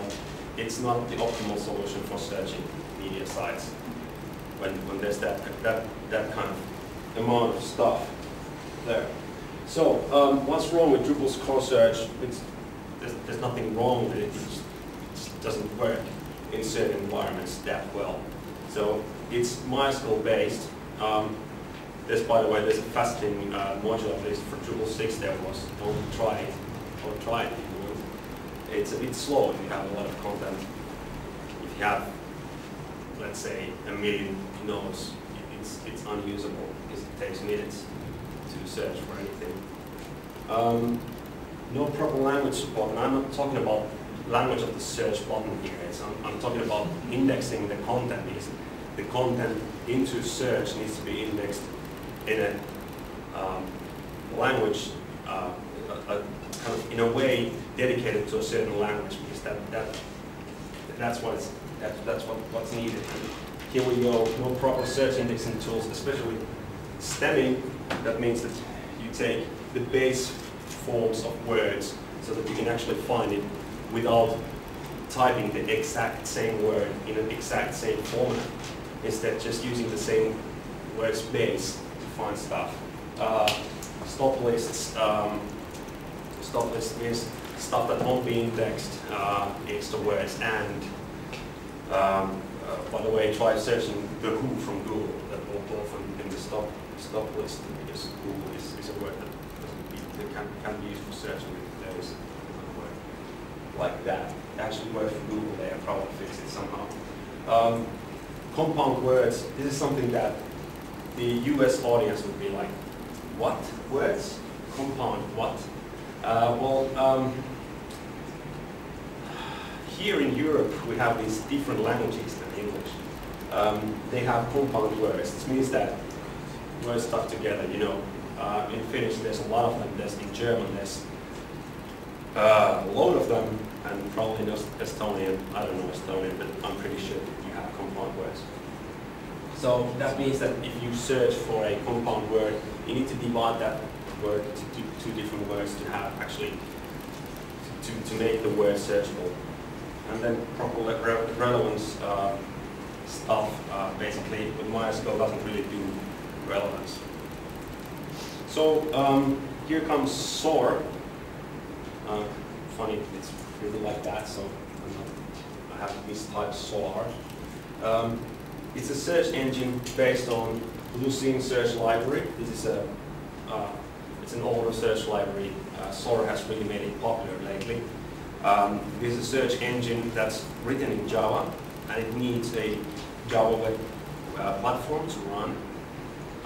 That means, exactly. That means that you need to run the stupid old Tomcat or something similar. Unfortunately, yeah. But it's an Apache project, and it's very widely used. This is a kind of really nice one. This here runs it with Drupal. The others just run SOAR, and it really scales well. As we go to Drupal with SOAR, it's a Java-based search engine. What in God's name has it to do with Drupal? Well, as I think it was Dries used this term, there's a module for that. Yeah, mimicking Steve Jobs. There's a module for that. Actually, it's a pretty great module too. It's called Apache SOAR Search Integration in that URL. It's supported by Acquia, which doesn't automatically make it great. Well, probably does it, yeah. So they have releases for 7, they have a stable release for 6. It works, it's easy to use, it's well documented, it's written well, and also has developer interfaces for extending stuff. And if you don't want to install your own SOAR search engine, you can always use Acquia's. It's called Acquia Search, I think. They charge money for that, obviously, but you don't have to install the stupid old Tomcat. This is the intermediate part, by the way, the green right here. Installation. So it's as simple as that. If you have an existing Drupal site and you want to search with SOAR instead, just install the Apache SOAR module, like Trush, hopefully. Install SOAR. It comes with a lightweight Java environment called Jetty, so you don't have to install Tomcat. You don't especially like to use Tomcat. You need to copy some files from the Apache SOAR module to SOAR, and then start SOAR. It's actually really easy. If you read through the documentation, copy the files, you start it, and just make sure that you can connect to the default port that it uses. Then configure the Apache SOAR module to connect to your SOAR, and then reindex content. That's how it goes if it's smooth. There's always the slight possibility of small hiccups. Don't call me if it fails. Well, yeah, do call me if it fails. We'll just charge you for it. Usually, this is pretty straightforward. Like honestly, it might seem that it can be, but it is. Basically, what SOAR does for you is that it gives you a super fast search engine. So if you run it with a 10 million node index, you can run with where it searches in 60 milliseconds from there. This is on a dedicated virtual server. I'm not going to put my head on the chopping board that you can get the same result. This is what I've tried in some different systems. It's pretty accurate. That means that you don't hear clients complaining, as you do with normal Drupal search, that I can't find my content item, my node, my news item with the search. Because you can, because it doesn't stem and it doesn't index by every field and stuff like that. If you configure SOAR properly, especially with CCK or fields, so that all the fields get indexed and you can use them for searching. You can actually find stuff with it.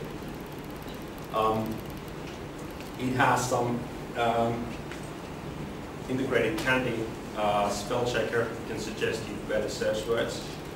And then you can fine-tune with a nice UI the relevance of different fields in your content. If you have a CCK node or a field, a new 777 node with fields, you can tell which field is the most important for the search, so it will tune the relevance. So that field will be more significant if hit to the search word by SOAR. SOAR can do that.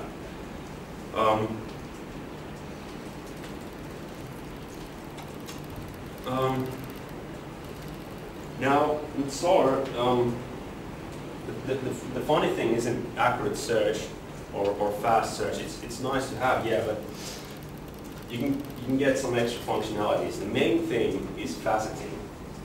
So faceted search means that users can drill down to the search results. So you get the whole results and then you can tune.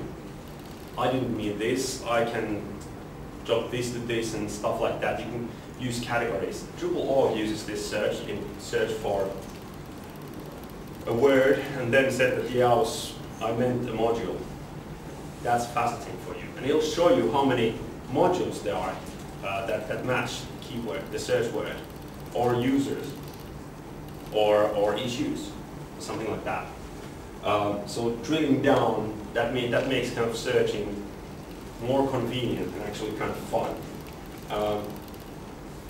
And SOAR can automatically use taxonomy terms and fields to facet. Some fields need programming to help SOAR divide the nodes to groups. Think about numbers, it's not convenient to have, for instance, a price field so that there's every amount of prices or every different price in a web shop there. It needs to be divided into groups, so less than $50, more than $50, something like that. That needs some programming, not that much. There's a well-documented thing in Apache Solr integration module. I'll show you a Drupal SOAR search here. This is in Finnish for a purpose because I'm talking about proper language support. And this is a food recipe search for a magazine that focuses on food recipes. Here's the search box. I'll search for a potato in Finnish. It has this kind of quick search here. But, now I have a potato as a search term here.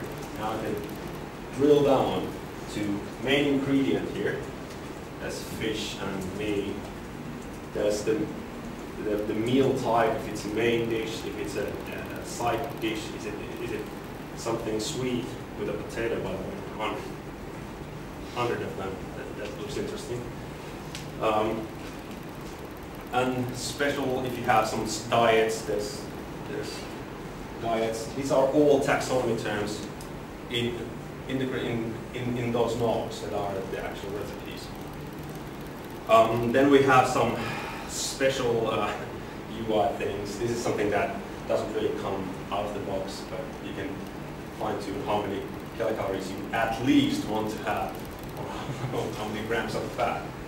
I definitely want at least 40 grams per 100 grams. That makes it taste good, obviously. Has to have some fat. Yeah.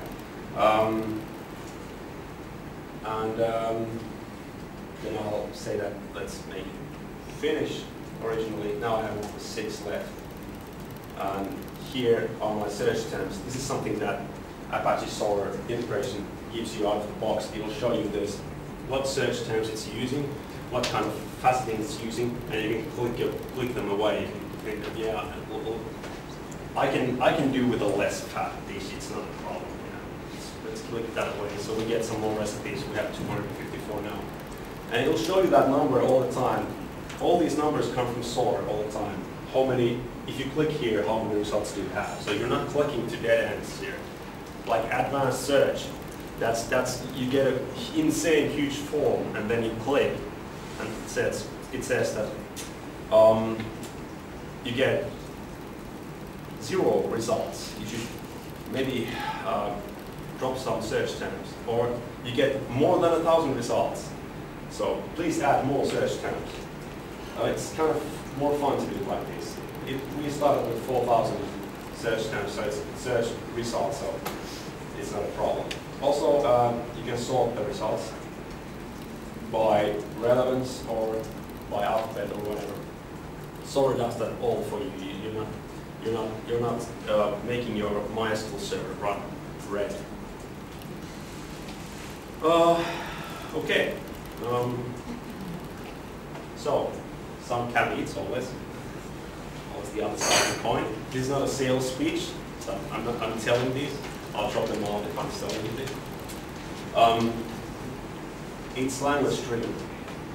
So you need to have at least the stop words and the stemming filter in the language. I didn't actually check due to my battery running out in that time if there is actual translations in Estonian, that I'm pretty sure there are. Can somebody check it out? Yeah, we are also doing it. Yeah, I'll go on ahead. And some languages are supported better than others. As I said, the compound word filter is only available in German. We did actually some list for Finnish at some point. It's not that hard. You just need to have a list of words in a basic format so that SOAR can divide those words into different words and then index them. And as I said, you can always contribute to the community to make the language work better. And that caveat is always there, that it needs a Java environment to run. So if you're running on the cheapest web hotel, you probably can't run any Java stuff there. So you'll be dependent on Akuya search, or then you need to get a more expensive virtual private server or multiple of them, or whatever. So, and also if you're doing and this is for only a small percentage of people here, if you're doing a high volume, highly available site, you need to be able to have multiple sources so that you can have backups and backups of backups, and you need to have also some kind of scalability. Then SOAR needs that understanding of that world, meaning you need to be able to fine-tune the Java environment. You need to be able to do replication of SOAR. That needs understanding. To that kind of world, you can also maybe buy someone to do that. Also, it might be a bit off for land-oriented people. There is no support for Estonia, unfortunately, it seems. Somebody needs to do support for So that. let's do that. There's only 31 supported languages at the moment. 31? Yeah. Okay. Then, taking all the juice out of your SOAR, so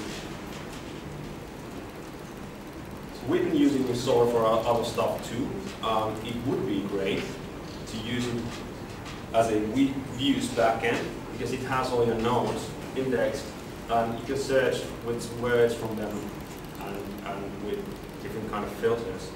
So you would definitely like to have that kind of fast backend. There's a module for that, Apache SOAR Views, but it seems a bit unsupported at the moment. The last release is from I think 2010, and it says something about breaking something with some version, so it doesn't sound too nice. Let's hope that gets to 777 at some point, so we can actually use it for use backend. I don't know how Views 3 is considering these kind of projects, but it needs Views 3 at least. You can still use it for custom stuff. It has all your nodes, but that needs some programming.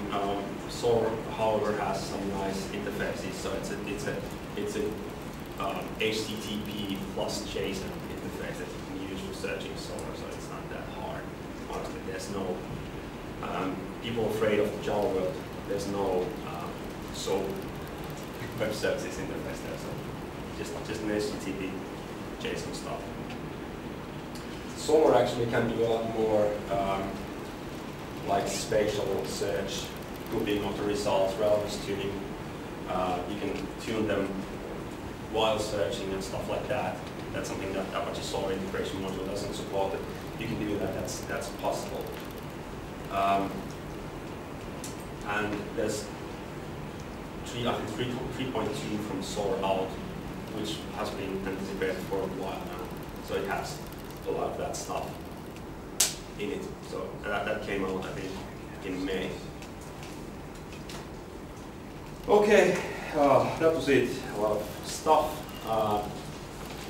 Any questions, comments? What about Sphinx? Sphinx is a competing search engine, I'd say. It's not competing in that sense that it's way more lightweight. It's written in C. It can be easily run on kind of any server without any environment because you connect it to a local kind of solid connection, so it can be running. You can run it on kind of way less powerful stuff, and it also can do a proper indexing with way less memory than Solar. We've been using Sphinx as well, actually for a really high-profile media site, but usually the demands for search at some point become too much for Sphinx because Sphinx has some major limitations for filtering, for instance. It can only filter results by integer fields, and it can only index stuff from a single MySQL table. So that means that Solar has this possibility of adding multiple, like for instance, there's a field for tags, so you can add n tags into that field. With Sphinx, that usually means that you have to concatenate them and then index that stuff, and that doesn't work that well. So it's less featured, and it kind of just does a small bit of what Solar does, with less hassle, I think. Anything else? I have to take it back partially on Estonian. It's not supported by Porter's terminal, but with Humspell edition, but we haven't used it, so I have no idea how it actually works with Drupal integration of Apache Solar. Technically it's supported, but you guys try it out. Yeah, would that be the new stuff? That's the one that like OpenOffice uses, for example, but it is integrated to Lucene somehow. Oh, okay. Somehow. Okay, so go out there and try it for Estonia and tell us if it works. Then we'll know too. Okay? Thanks, Kalle.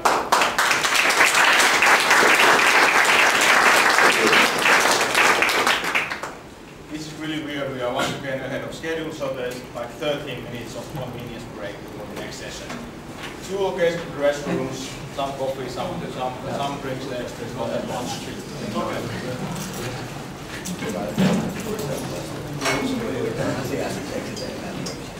Sa ei taha välja tulla või? No lihtsalt, et ma tegelikult lähen vetsu ja suitsu tegema, aga tule ka. Jah, tule. Oih, vabandust.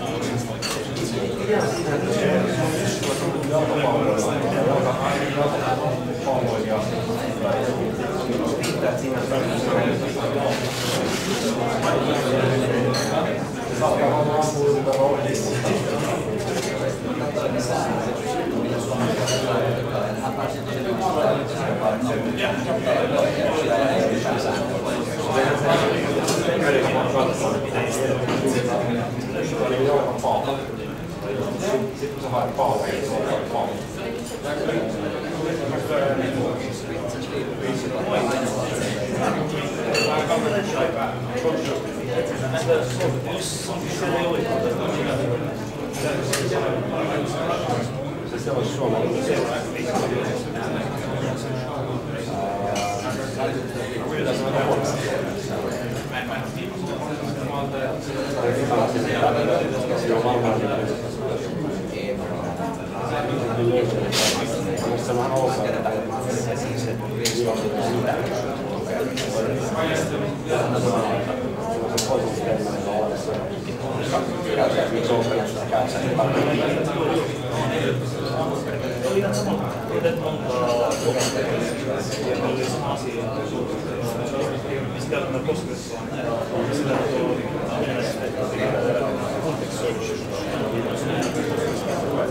Siellä oli sama ongelma,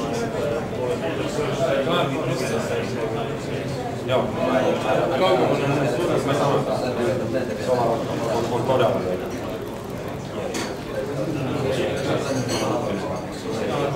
Se kärsii ihan olennaisesti kaikki. Ellei se käytännön jokin muu, kun maksaa maksaa. Sitten se kärsii kaikki muu. Kannattaa se on. Sitten se voi tehdä, se käytetään enemmän kuin lokaatiomaksuja. Sillä ei mitään väliä. Mutta sillä ei ole oikeasti. Kyllä mä sanoisin, että se tuki pitää olla jollain tasolla. Mutta jos toi toinen toimii, tai toinen stelleri toimii, se saa toimia.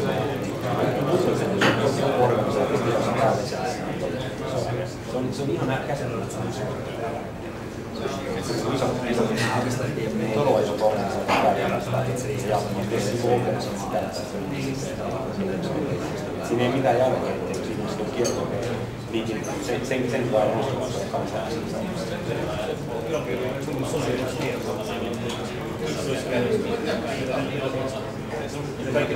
Kaikki sanan loppuun.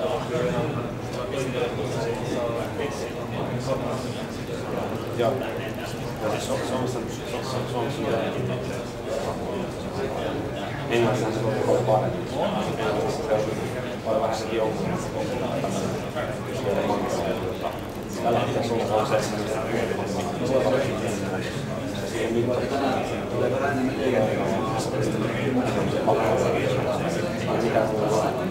Mitä kunnosta? Sä sanoit, että sä teet monta mediaa. Joo, meillä on siinä jo. Onko se myös sun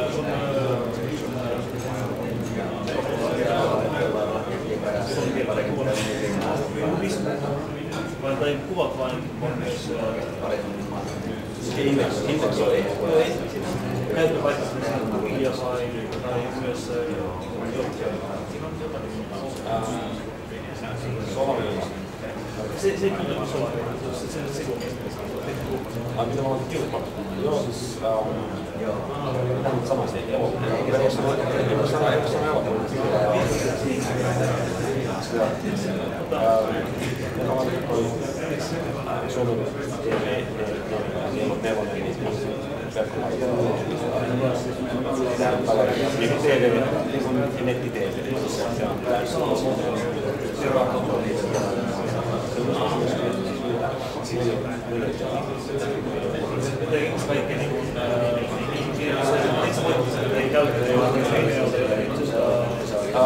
No, kyllä ei. Toimii sillä, että ei siinä käytetä mitään muuta maassa, mutta perustus niitä paljon.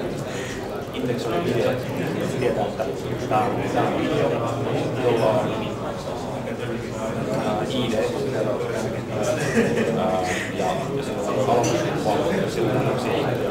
Sitten tulee se ruulu, että voi playtä.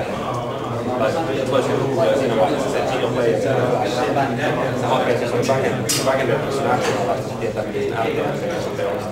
RTMP streamerilla, siellä on niin kaupallisia streaming-palveluita, joita on streamaan sitä. Se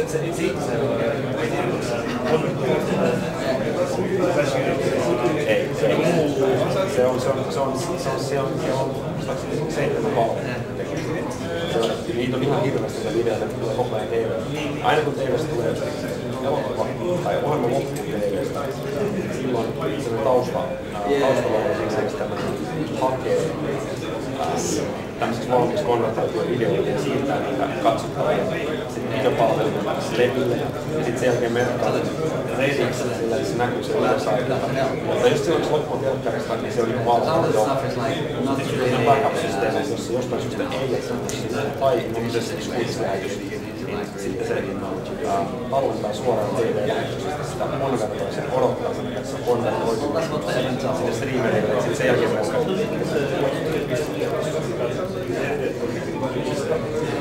Se joku tekisi konvertointia. Konvertoidaan joku ihan find it very helpful with always very well guys. Pretty much not everything, but a lot of so we have like on se konsepti, joka konvertoi. Sitten streamerit on, ne on jotain Adobe, ihan tämmöisiä. Ja sitten siellä on hotpointia varten on ihan semmoinen streameri, missä selkeä flash-formaa dekoilla.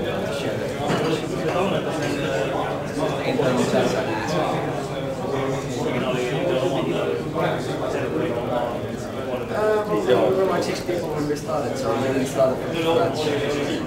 But we had plenty of experience. We have been doing like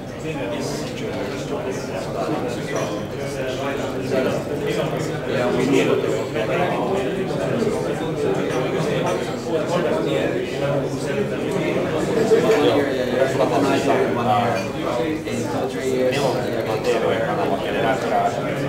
kolmannen osapuolen omistamisen ketjuja, missä se niillä on hirveän paljon käsissä olemassa.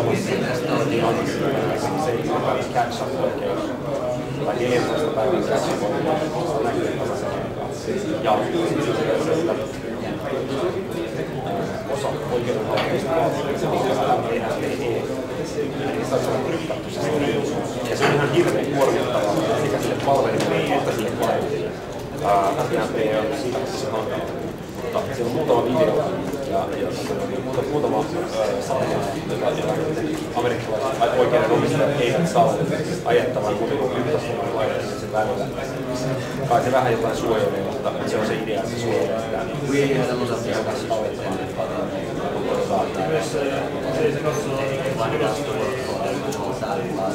Joo, ei niin saa. On se muutama video, jota saa. Suurin osa niistä videoista mutta se piilottaa suoraan se järjestelmä. On tehty siihen sellainen nappi, jos sä oot kuuluttelua. Voit painaa sitä nappia, niin sitten sun ei tarvitse nähdä, koska se videoita. Se on sellainen pallo. Se on se enää siellä. Aika on ulkoa. You have the old school neck, you might have the... Yeah. The new ones have the small. This one that one always has. Tuo on tuon Macin aloitteet. Palvelut aloitteet voisivat olla Yeah, I'm hoping to make it for a while. I don't know what time. I was very early on. I need to check my diaries and stuff.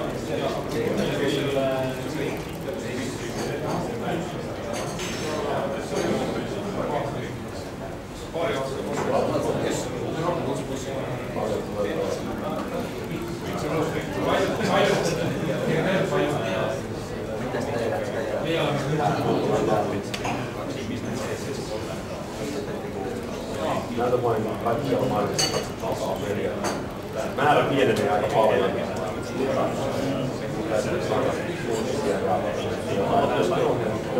Suomalaisia omaa tai kotimaisia tuotantoja, niitä saadaan ulkomaisia sarjoja ei ole.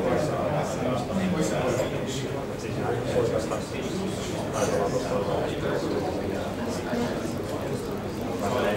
ihan normaali mallissa. Ei ole mitään tietoa, vaan sitä videopalveluja käytännössä. Tämä on videopalveluja. Miten sieltä on mainittu?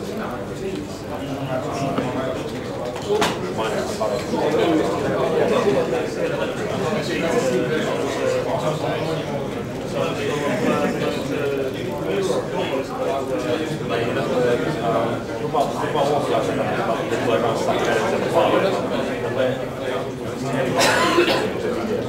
Toi ei aina jää, vaan toi on vähän mainoksia. Se on mainosjärjestelmä, joka on Saksassa. Lupaa kertoa, se itse asiassa mainosjärjestelmä vaan kertoo, että mitkä mainokset pitää ajaa. Se mainosjärjestelmä vaan hallinnoi se on aika monimutkaista, koska heillä mainokset tuottaa tietenkin, nämä maksaa 10 000 € mainosjärjestelmä. Se on TV varmaan kuitenkin tulossa.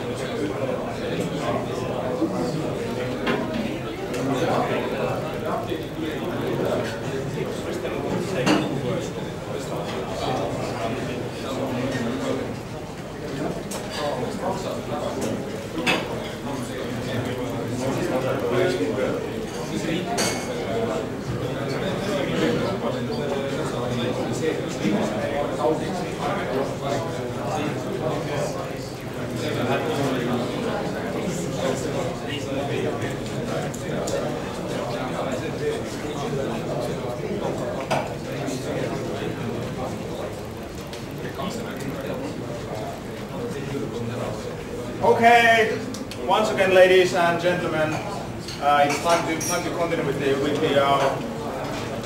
official program. But before that, Christian will have a short interjection with the just about Facebook. Yeah. So, how many of you are part of this Drupal Estonia Facebook page? Like, so all the rest, do it now, or otherwise we just close the door and we let you know out. The thing is that we are Estonians, right? We don't talk, we don't communicate, we don't network, and if this event is over, we just go home and we meet next year maybe. So do it now, or first time you get the computer, just like it, and be part of it. You can ignore those messages, you can even block us, but just be there, right? Thank you. Okay, and then Marko Siilak from UU. Is that right? Yes. Okay, excellent. Creative talks about most probably the most technical topic today about context-clues features in Drupal 7. Please. Raise your hands how many people are outside from Estonia. Okay, that's good because this topic is coming to Estonian language because my English is not good, and I think that the documentation about these things are already in English, so I'm sorry. Okay, et siis paljud, kes on kindlasti Drupali nagu alla laadinud endale ja proovinud erinevaid mooduleid ja mõelnud alati seda, et mis on need esimesed asjad, mida ma peaks veebilehes nagu kasutama. Et ma eile õhtul mõtlesin selle peale ja vahetasin välja Space'is ei ole veel Drupal 7 peale saada veel, kuna see on täna nüüd Drupal 7-st rääkinud, siis ma vahetasin välja ja panin seda asemele Views. Et see on siis, toopik on siis selline, et me saame teha nagu samal ajal nagu teha ja siis samal ajal nagu räägin, et ma näitan nagu täpselt ära, et kuidas siis Drupali peal nagu veebilehti teha. Et siis, kes viitsib nagu kaasa teha, siis võib omal alla laadida Views, admin, context, futures ja C-tools ja panna need siis omal ajal kus iganes jooksma. Kellel jookseb mambi peal, kellel kuskil serveris. Ja siis saab nagu kohe nagu kaasa teha. Aga kes ei viitsi, siis saab pärast ilmselt videost nagu vaadata. Et alustama peab siis üldse aastast 2005, kui ma otsisin väga palju ringi, vaatasin, proovisin Joomlat, WordPressi, kõike sellist open source, mis vähegi saada öelda. Ja siis kõigepealt armusin siis WordPressi ja miks ma sellest armusin oli sellepärast, et ta nägi pagana ilus välja ja oli hea näppida ja admin töötas ilusti nagu. Aga siis üks päev jõudis kätte selline aeg, kus viskas üle ja mingit uut juttu enam ei tulnud ja kõik oli nagu läbi proovitud ja siis tuli vaadata midagi uut ja avastasin enda jaoks Drupali. Ja Drupalit ma loomulikult proovisin enne 3 korda, kui ma seda kasutama hakkasin, et ma alati loobusin selle, mis oli nii pagana keeruline. Kui ma ta installisin ära, siis ta nagu ei olnud nagu, kui WordPressi nagu installisin, siis nagu ju see pilt on nagu selge, mis ta nagu on, et selline blogi. Aga kui see Drupali installid, siis on selline tühi koht ja midagi teha ei oska ja siis. Aga siis üks päev võtsin kätte, hakkasin uurima, mis seal nagu teha saaks. Siis avastasin, et seal on paganama palju asju teha. Et tegelikult sa võid võtta, teha homne päev, tulla õhtulehes töölt ära ja teha oma ajaleht ja panna see sama asi Drupali peal jooksma, nii et ei ole mingit probleemi. Aga siis võtame nüüd siis täpsemalt, et Õhtulehes tahab Drupali. Väga hea. Et siin on 3 moodulit, Context, Views ja Futures. Nad on omavahel nagu sõbrad. Tegelikult öelda, võtta nüüd, panna nagu positsiooni, et kes nagu see pealik on, siis Futures on see, kes on kavanud teisi nii-öelda, ja teised on siis nagu alluvad. Et Views on siis selline moodul, ütleme, et teeme jälle selle vana näite, et kui sul on WordPressi peal oled enne teinud, siis sa näed, et see layout on nagu just paigas, kui sa ei ole nagu programmeerija, siis läheb nagu suhteliselt raskeks selle nagu seadistamisega. Aga siis Views ongi selline asi, et kui sul on veebi layout, ütleme, meie veebis on, panime just hiljuti ta Drupal 7 jooksma, see on väike blogi, siis selle blogi üks osa ongi see Views. Ja siis Views siis moodustati see osa, ehk siis on pilt ja pealkiri, siin on samamoodi pealkiri, autor, kuupäevad, väike pilt ja siis teksti natukene. Et põhimõtteliselt ongi see niimoodi, et selle, oletame, et kui sul on näiteks teed omale blogi ja selle, kui sa tavaliselt Drupali ära installid, siis tegelikult on seal see blogi moodul juba olemas. Aga seal Drupali väga üks suur pluss ongi see, et sa saad neid mooduleid ja neid content type või siis hakata ise alati ümber ehitama. Ja selle jaoks siis, et seda ümberehitust siis pärast nagu näidata, et siis on väga hea asi, et selle jaoks on Views. Ja kui ma näiteks, ma näitan ka reaalselt ära, et ma lähen selle blogi peale.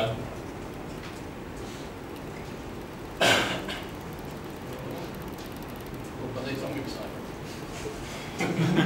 Või siis olema midagi tekkiga eranud,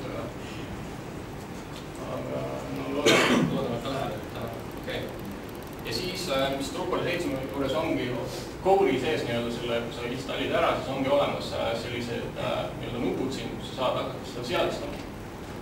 Et mina olen siis teinud sellise view, ma panen siit edit views ja siis tuleb kohe see samane view tuleb lahti siis nii-öelda see köögi pool või nii. Kui tuleb?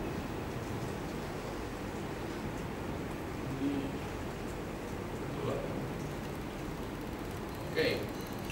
Nii, siis on põhimõtteliselt, mis ma olen nagu teinud, kuna ma teen nagu päris palju sellist veebi, et ütleme erinevad veebe üritan teha ühes keskkonnas.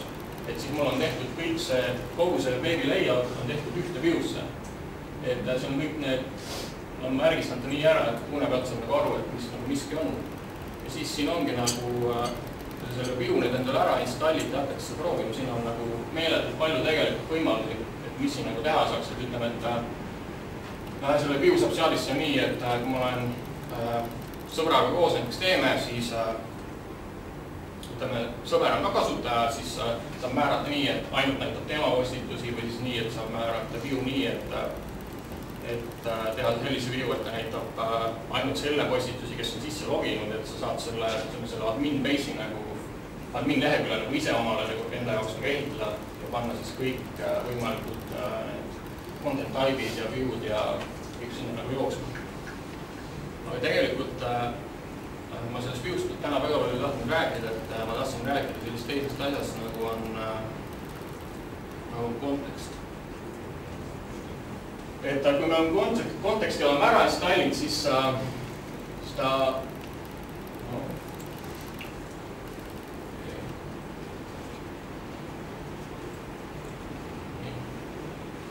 kui kontekst on ära installitud, siis ta tuleb sellisesse kohta nagu struktuur. See toolbar siin üleval on Drupal 7 kohe olemas. Et seda eriti nagu kuskilt otsima ei pea, et siin ongi selline, on see kontekstis ja mis siis konteksti nagu see põhiteema, mida ta teeb, on see, et kui te tõmbate omale, lähete tiimide keskkonda, tõmbate omale ühe tiimi, mina olen kasutanud seda, võin kohe öelda, et see on tehtud tiimi Sky nimelise baasil. Ja siis Skys on olemas nagu sellised tiimis koos nagu sellised layout'ist, on vasak, parem, keskmine, ülemine, alumine, ütleme nii. Ja et seda layout'i korralikult tööle panna, siis ongi loodud selline moodul nagu kontekst. Et mis siis kontekst nagu, tema põhieesmärk on see, et kui mul on tehtud erinevad view'd, mul on tehtud, ütleme, näiteks isegi erinevates keeltes on, ütleme kõik, nagu, mis sul on vähegi veebilehes nagu sellest Drupali baasil tehtud, saad sa panna nagu näitame nii, nagu sa ise soovid. Et see ongi nagu, minu arust see mooduli põlu ongi see, et ma ei ole programmeerija, ma oskan küll kirjutada tiimi ja oskan neid nagu kanta koodis muuta ümber, et seda ma teen, aga ma ei oska nagu otsast peale nagu teha või asja. Selle jaoks ongi olemas selline kontekst, et ütleme, et kui te ise olete tõmmanud mingi tiimi, siis te saate selle tiimi panna väga ilusti nagu toimima. Et ma katsun võtta selle lahti näidata.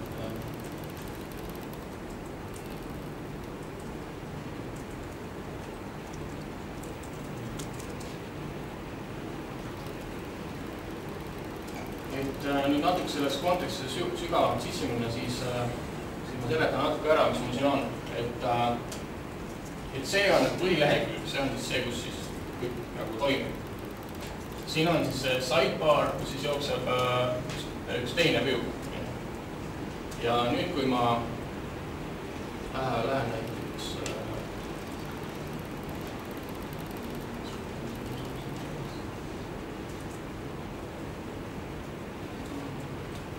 tagasi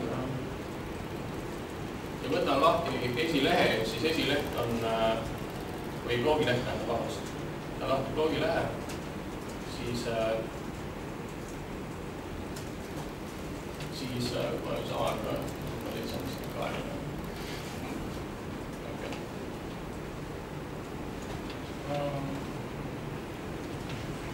Okei, nii. Et siis oletame, et teil on tehtud view'd, kõik muud asjad on valmis, nüüd soovitakse seda layout'i nagu tööle panna, et siis on vaja teha kontekst esimene. Siia panete lihtsalt nimetus meelde ja siia panete talle tagi, et siis ta kopeerib need nii-öelda tagid nagu ära, kus ta arvestaks lihtsam olu saada. Te võite panna ka selle kirjelduse ja siis siin ongi funktsioonid, mida kasutada saab. Et siin on siis kontekst on päris palju nagu erinevad võimalused, et kõige lihtsam viis konteksti tööle panna, kui te esimest korda nagu proovite, seda ei ole enne proovinud. Siis on üks võite ühe asja lisamisel. Nii, kui te võtate siit add contents, võtate party ja siis ütleme, et mul ei ole nagu, ma ei oska seda teadistada, aga ma tahaks kiiresti, et hakkaks nagu tööle. Ja ma tahaks seda näiteks seda lehekülge, et seda blogi lehekülge, siis ma lihtsalt kirjutan siia blog ja loon selle nii-öelda selle, et ma panen selle blogi sellepärast sinna, et ta näitaks mulle seda blogi leheküljena.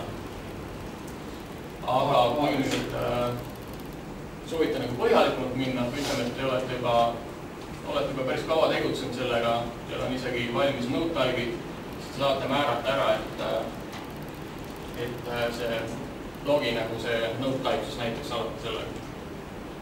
Nüüd see funktsioon, et kuidas ta nagu reaalselt välja näeb, ongi nagu see, et ma vajutan siia peale, et siis ta tegelikult näitab seda blogi nagu seda content type'i nagu postitusena.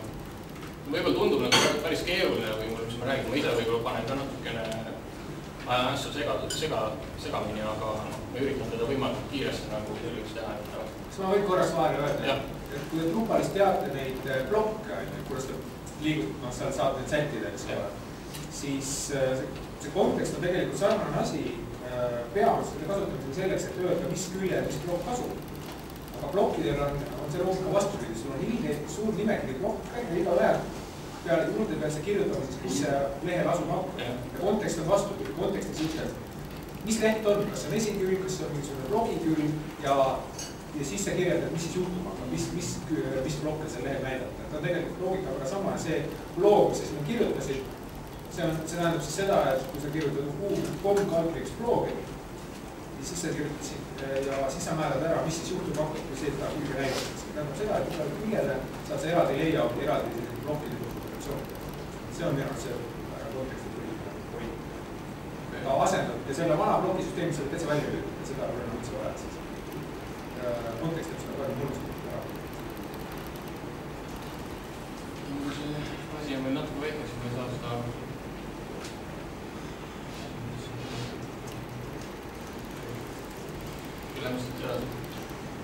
siin on nüüd erinevad funktsioonid, mis saab sisse lülitada, et ütleme, et nii. Siin on samamoodi võidud see view osa ja siis pandud, et näiteks alati mulle seda view'd selle konteksti kui selle layout'ina, siis on mul märgitud see view siia ära.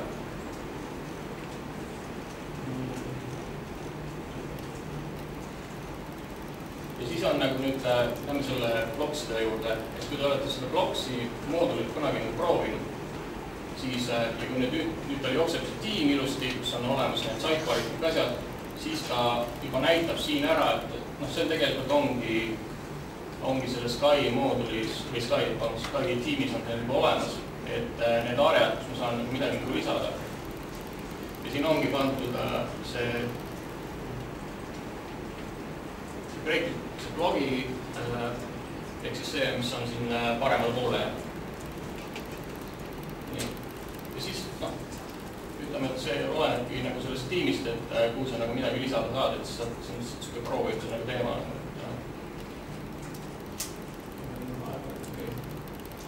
Ja nüüd ütleme, et kui teil on see views ja kontekst on nagu seadistatud ja teil on sõber, kes ei viitsi tööta, või te olete nii hea sõber, et tahaksite talle seda sama asja nagu anda. Et siis ütleme, et ta on teinud omal samasuguse saidi ja ta tahaks ka kasutada seda lahedat asja, mis samana teinud oled, siis selle jaoks ongi tehtud moodulinaga Future'is.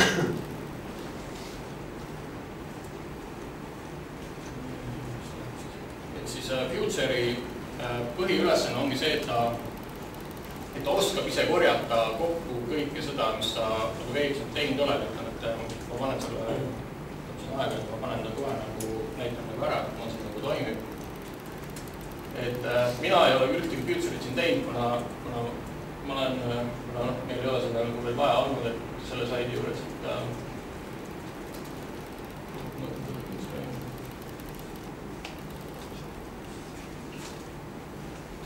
keegi tõmbab porri. Jaa. Mis Wi-Fi võrgus sa oled? Ma olen selles üles tipis. Sul üles loona.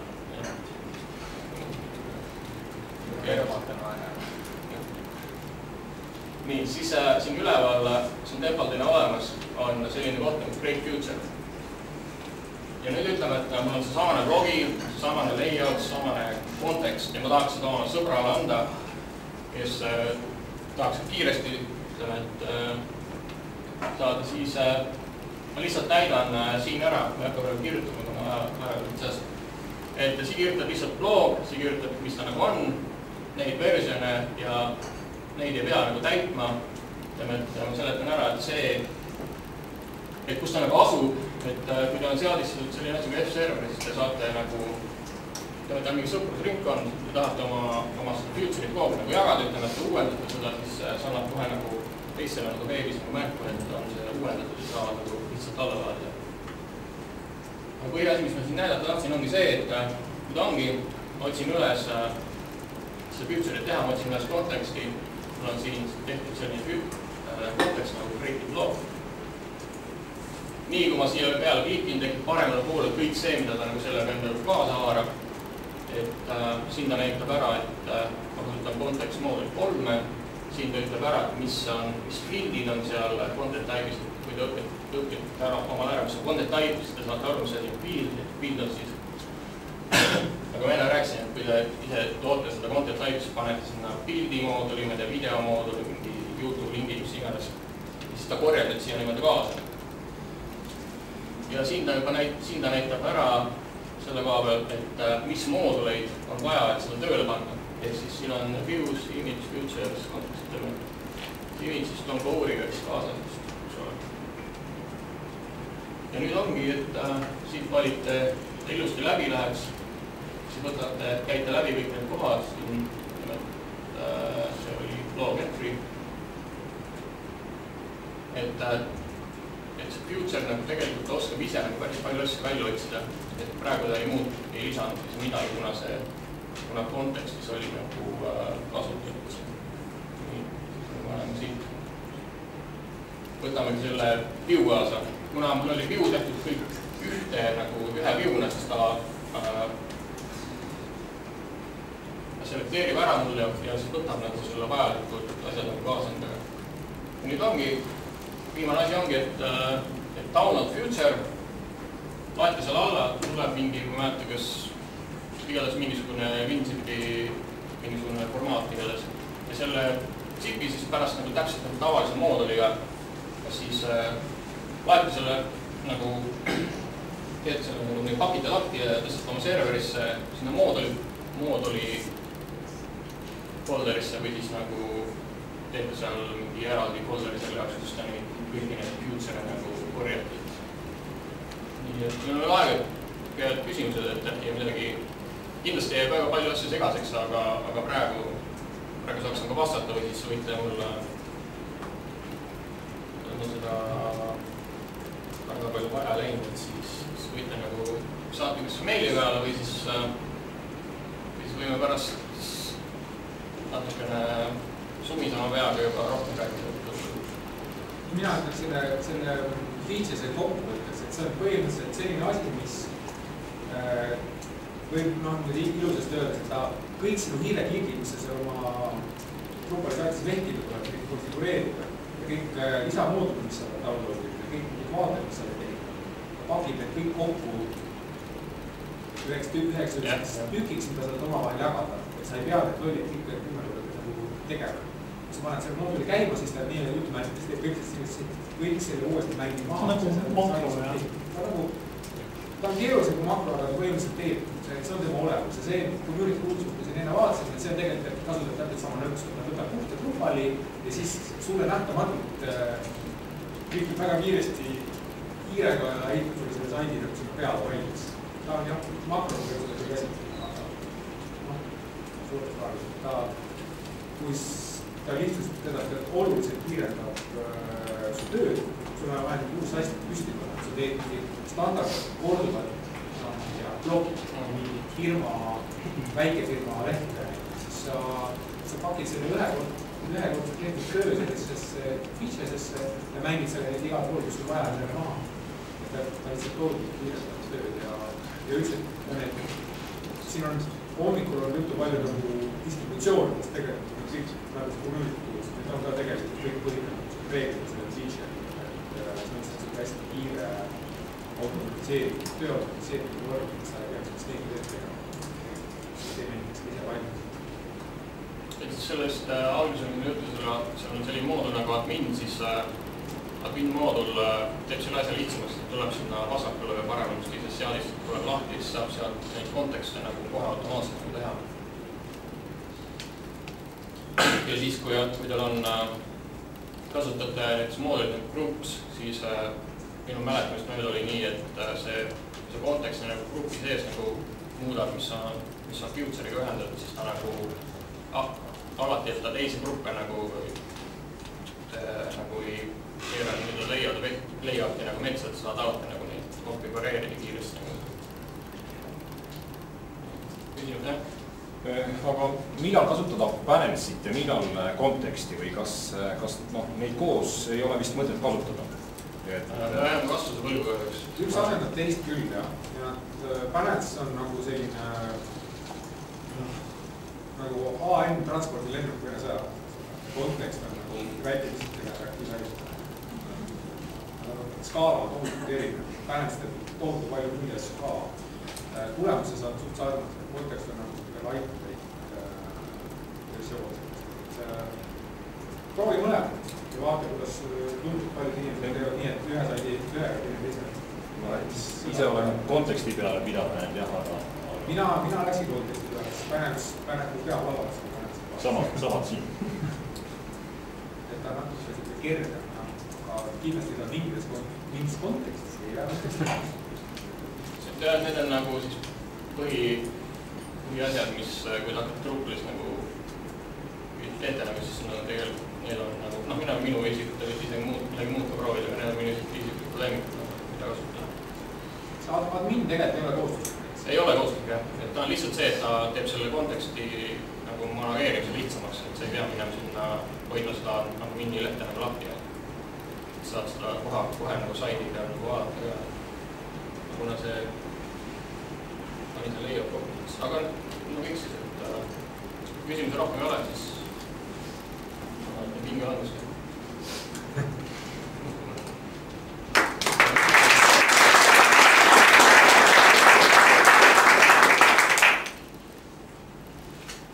Thanks for Marko, and next we have Rami Järvinen to talk about the high performance control sites.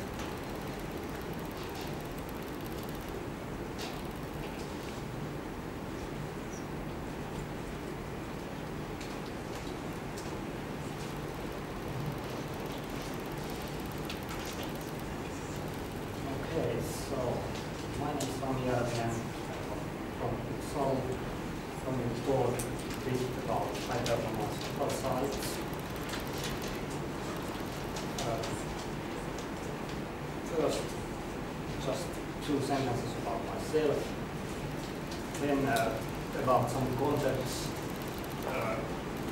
building parts that are needed when you're crafting high performance sites. I'm not going to dive deep into these topics, but I'm just going to give some keywords to dig up further. So these are my 3 sentences. So I'm a senior developer at Ipso, been doing all kinds of websites since 2006. from single decimal places to large media sites and media sites.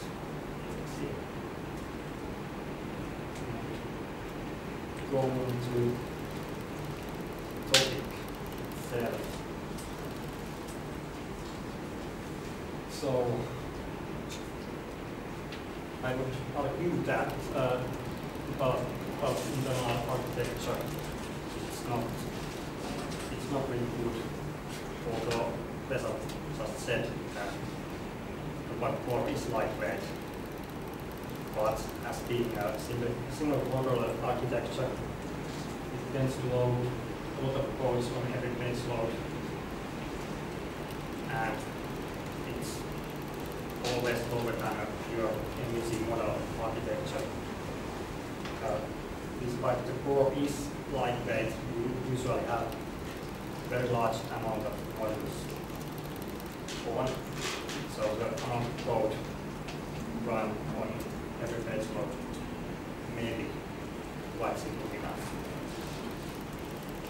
And that said, most expensive thing a website can do is to fly up all PHP stack, get something from the database and then render it.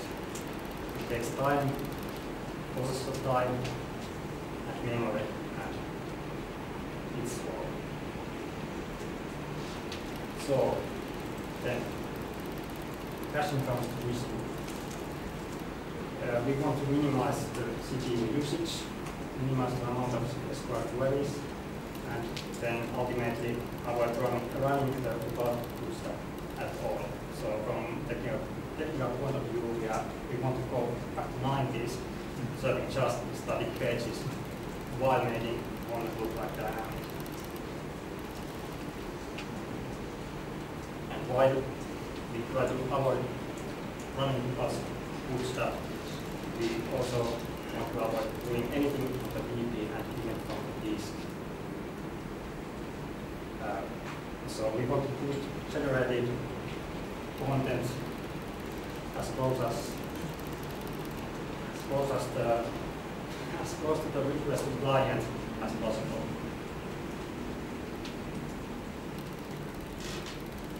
So serve pages efficiently on page load. We want to generate content as less as possible. So it's all about finding the greatest common factor.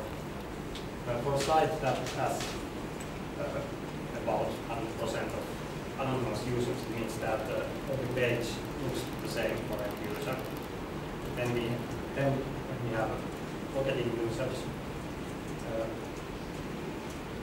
the part of the site that isn't personalized to given users, that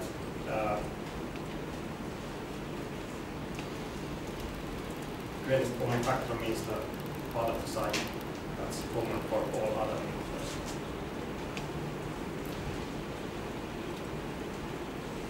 So, about caching, we have some caching layers. I'm going to talk about three of those. I just mentioned that there is MySQL query cache. It's out there, caching the results internally. I'm not going to talk about that further. Then we have opcode cache. That's fundamental part of PHP configs nowadays. Then all kind of stuff that Drupal is doing internally, caching. And then last, HTTP cache, that's also known as reverse proxy. So nowadays it would be a surprise if any PHP opcode cache wouldn't be enabled already on even hosting system or whatever. The purpose of opcode cache is to cache the compiled bytecode of PHP. So every time that PHP code is executed, parsing and compiling is happening. So this opcode cache stores the compound bytecode cache, and so in later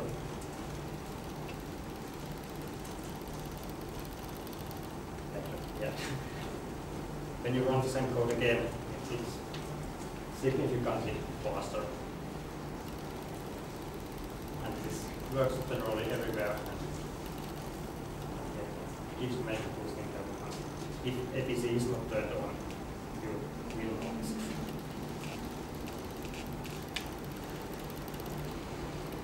Then, Drupal's internal caching. We have all kind of caching layers inside Drupal. So first there is port caching. You can cache the content created by a bot totally per row, per user. Then you have page cache that's normally for anonymous users. When you log into site, page cache is turned off, and then only the port cache, stuff from the port cache is shown. And then we have code level caching, that's lower level stuff. On your custom code, you use cache set or cache get commands to store data to cache. And out of the box, Drupal stores that data database, cache tables. But then in code level, you would in runtime store some data to static variables. And there are lots of other stuff happening on the macro level too. Then we have project modules that override some of the things that normally happen in Drupal. This module and game cache. There are many of other same kind of modules, but I'm going to go around this.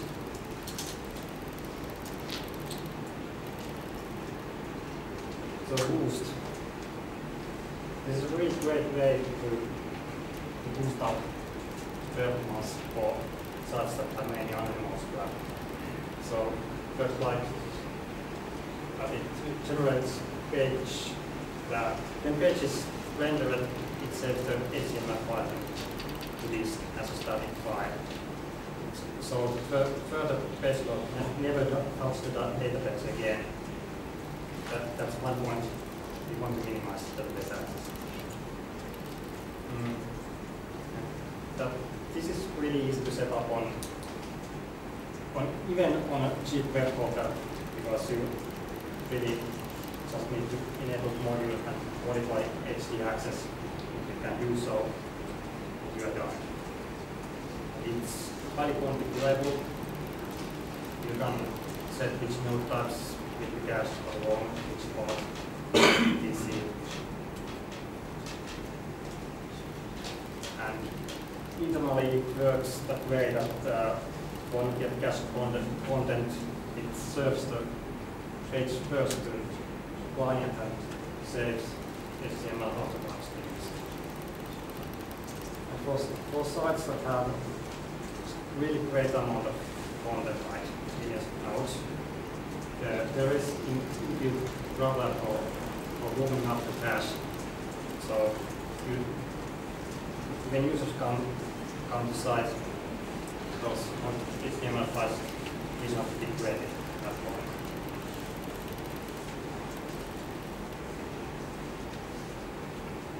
Then we go one step higher from this level, so we go to memory level.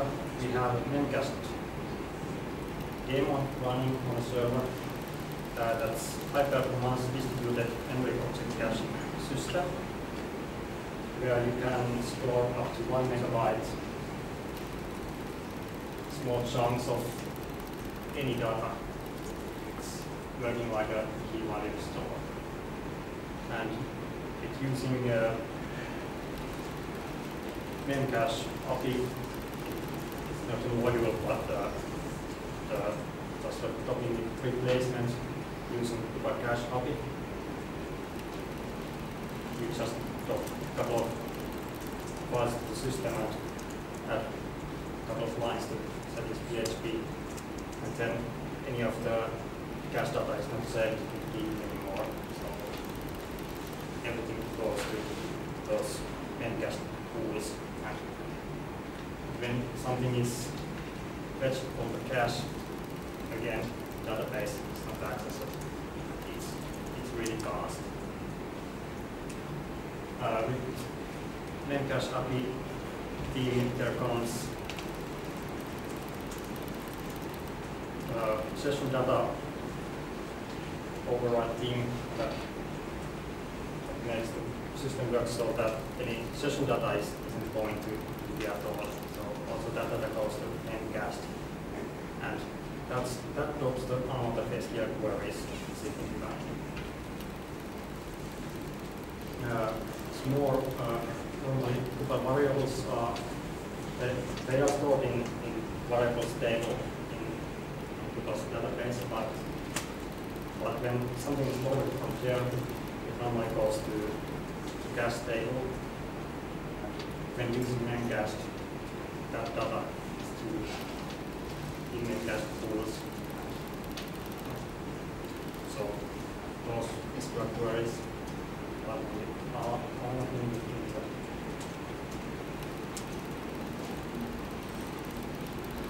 and then memcached usually runs on the same servers than Apache, PHP, etc. that's running the Drupal. Then they could also store data to another servers, and then we use reverse proxy systems.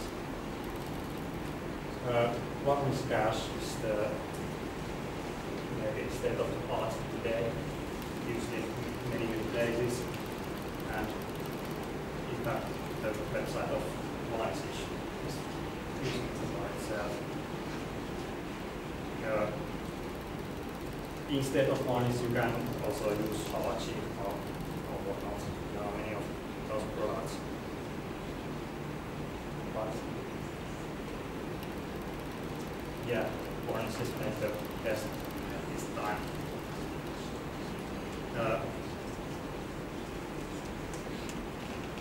How it differs from Apache, for example, is that it's designed from the ground up as an HTTP accelerator, and it stores all the data in memory.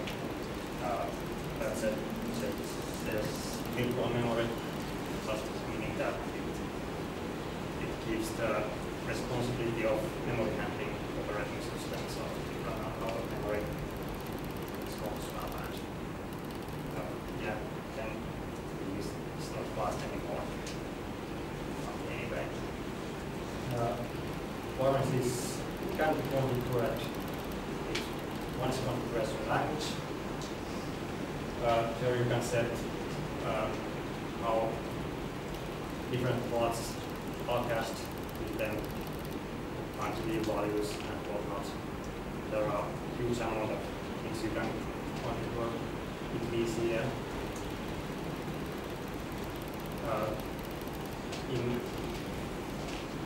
In Varnish internally, pages are given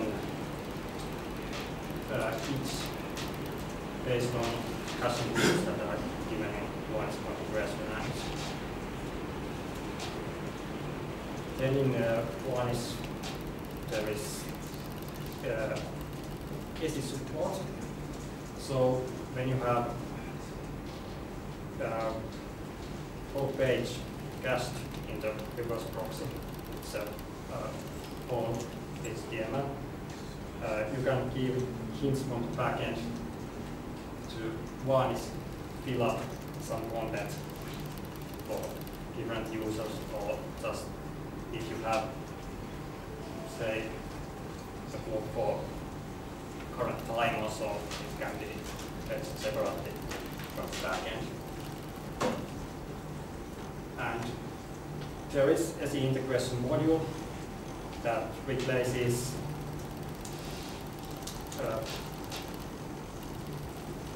block templates using registry alter hook, so that when block outputs content, instead of the real content, it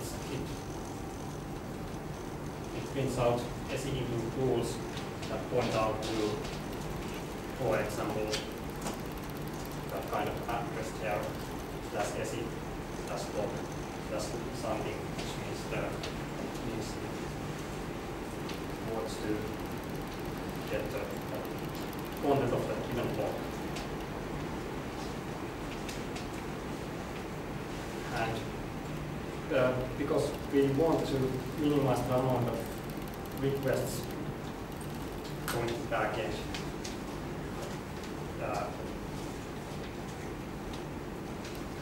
one SE block would be just fine, but if there are many of them, then one page load means several requests to the backend, and thus make Drupal good stuff happen at times. That's something we do not want. So to overcome that, we are developing our own module that can be seen as an alternative to SE includes, being a cheaper way to display user-specific content. So how it works, for all users, we by default get the content that would be shown to anonymous user, and in JavaScript, then we ask from the backend what kind of stuff should be shown to given users.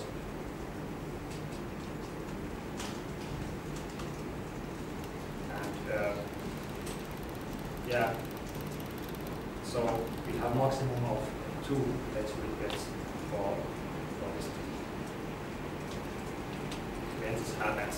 So multiply page DB, what blocks of data are on the page and what needs to be filled, and all of this metacast in one is shown.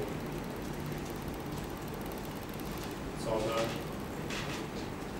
request count that goes to backend is maximum of 2, might be 0 if everything is already cached once. This module is at the moment in project approval queue, that has been there quite a lot of time without getting any comments. One comment, I guess. Other comments are ours. So we would really much appreciate if we could get some comments on that. On that page there is a link to Sandbox. Drupal Sandbox, which has more details about this works. Is it only for Drupal 7? It's not about, it's for Drupal 6.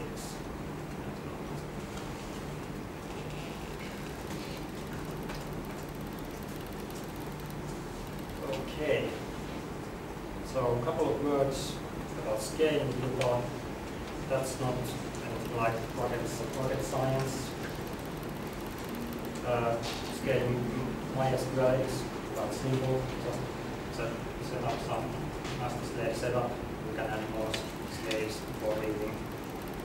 And using RESTful or Drupal 7, you can direct some of the heavy SQL queries to slave and writing master modules. Web is full of good basic configs for high performance setups, so those are good ones to start to build on. And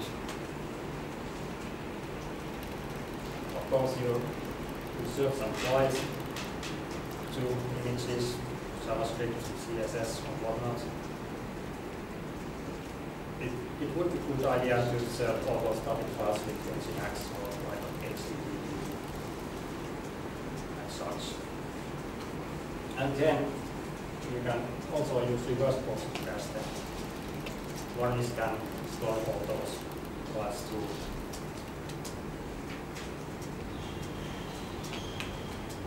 And lastly, you can just scale by buying more hardware, but that really requires that for caching and all kind of that like stuff is already being considered on. This is an example of basic hardware stack running Drupal. We have one happy user there who is probably for site that doesn't have so many users. Everything is on one server running whole LAMP stack, maybe with a cached and MySQL is already there.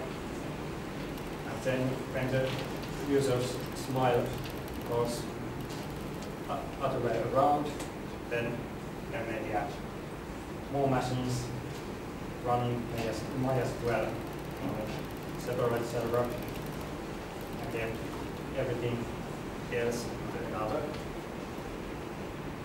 And again, more users are coming to site.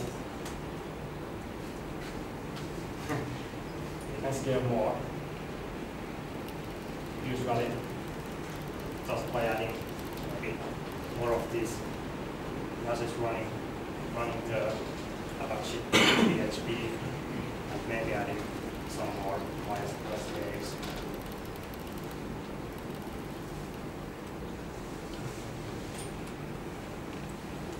Then last thing about optimizing. When and I would prefer that before you get into trouble with such things, it will be wise to do some profiling. Using similar profiling tools to see what actually happens during the page load. Generate some artificial load to your servers and then do a page load with profiling flags on. Using XDebug, you get a so-called cache grind file, which can then be viewed by kcache grind to analyze profiling data. You'll see all the functions that were executed on the page load and how long they took, and you probably see some bad there and start to optimize it. And then another good thing is a people module that can be used in summary of all database queries executed for each request. How many times each query was executed and how long each query took. And from there we can go forward to as well bottlenecks that maybe are shown with that even module print. Same queries maybe are necessarily repeated, so you can, for example, use static variables to save results at runtime to make those queries happen only once. Then if you do really bad queries, sub-queries that generate massive temporary tables to do sorting with fields that are indexed. Really large temporary tables may be created, and that usually takes a long time to save those temporary tables. And when doing saving temporary tables, table locking may occur if you are using ISM engine, MySQL, and because of that, all following queries go to queue, and then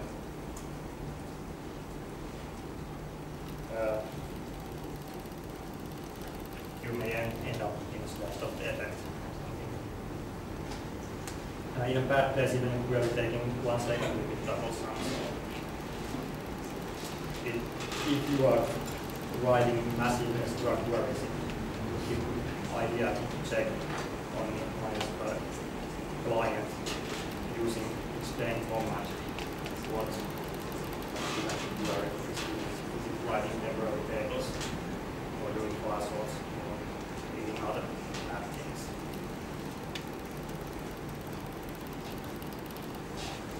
So, a couple of questions to ask when considering what kind of caching should be used. First one is there are a lot of locating users or are most of them anonymous. So most of them are anonymous.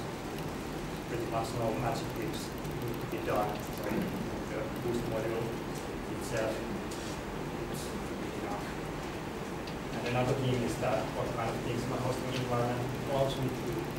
If you can't do anything, for example, the HDAccess file, then you can't use Boost, for example. You need to stick with the stuff that Drupal provides out of the box. And then there's no single best solution in performance matters. So that's it. Thanks.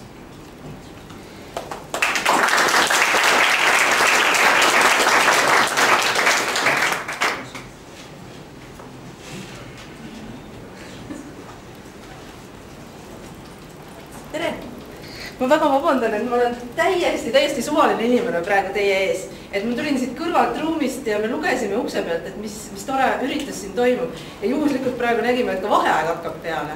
Et meie kolmekesi, mina ja Tiina ja Anneli, kes seal tagapool on, me korraldame sellist suurt üritust järgmisel aastal nagu World Cleanup ehk suur maailma koristamine, kuhu poole aasta jooksul me tahaksime kaasa haarata 300 miljonit inimest üle maakera 100 riigist. Ja koristada siis kokku 100 miljonit tonni prügi. Ja meil oleks natukene abi vaja. Ja meil oleks vaja paari programmeerijat, kes tunnevad Drupalit. Sest meie IT-toimkonna juht on Ahti Heinla ja tema otsib praegu tikutulega taga inimesi, kes saaksid aru Drupalist ja oskaksid natukene koodi kirjutada. Nii et kui siin saalis on praegu keegi, kes tundis ennast natukene puudutatuna, siis ma kirjutan oma meili aadressi siia tahte peale. Ja ausõna, need kontaktid on väga teretulnud. Kõik need 1000 meilid.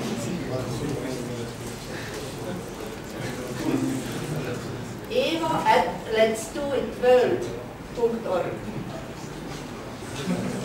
Aitäh tähelepanu eest, algas breik.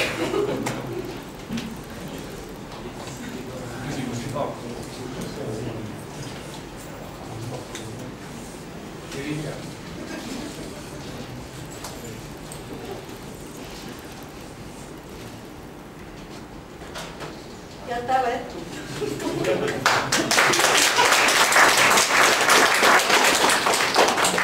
Ma ütlen juurde, et ega Ahti Heinla kui Skype'i loojaga iga päev koos töötada ei saa. Kõik paneme minema.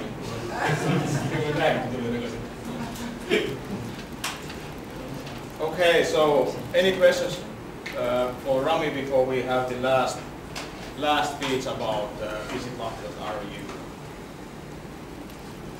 Any experiences with MySQL multi-master setups? Unfortunately, no. Yeah, I have only bad ones. Yeah, I have two, but not with high performance, only high availability. We have zone guys here still. No administrators. What about Varnish and ABC support? Can we get to? I can give you a phone number of whom you can access. Okay, so we have a really short break of 2 minutes. So only desperate ones need to go to the restrooms, and then we start with the because we are pretty limited on the time. So we'll set things up and continue straight away.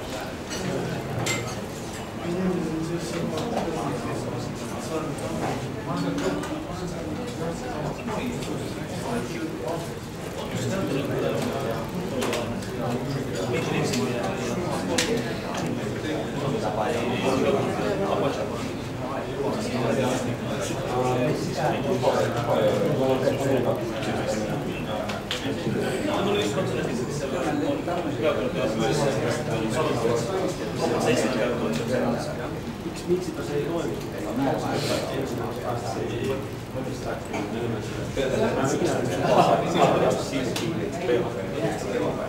Aina sama.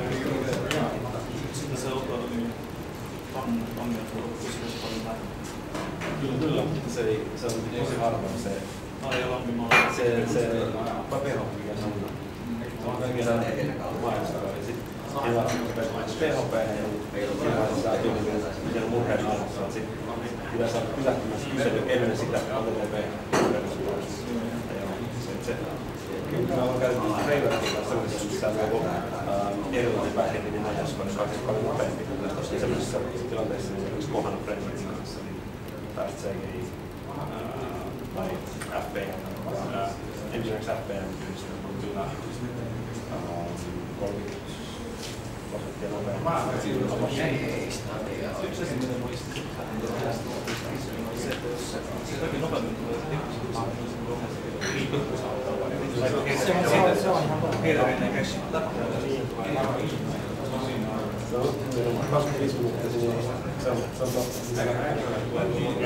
Aina palatsi.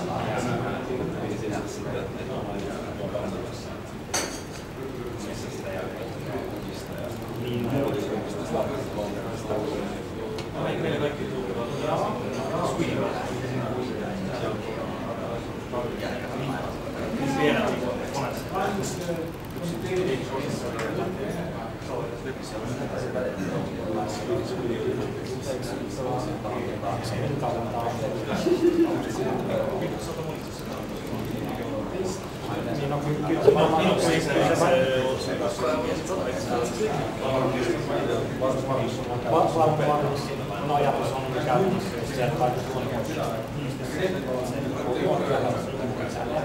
se taas tarjoaa sitten, se pitää olla se konteksti pitää olla muisti.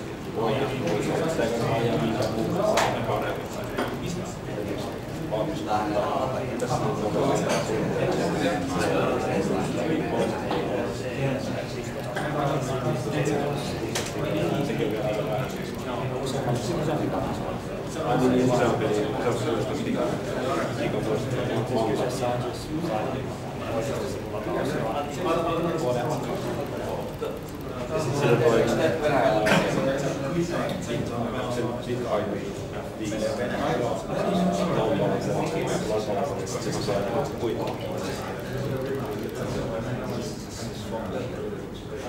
Suomessa erityisesti Virossa osa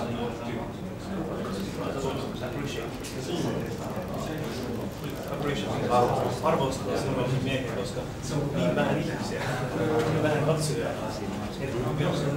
Se vaikka ei tarvitse mitään jos meidän Yhdysvalloista se on Suomessakin Suomessa on sellainen samasta tehdessä tällainen firman listalla suosikkimia saitteita. Se on mennyt. Siinä pitää olla varmaan tätä oli mitään yhteydessä. Laiset tietoa. Ihan käytetään.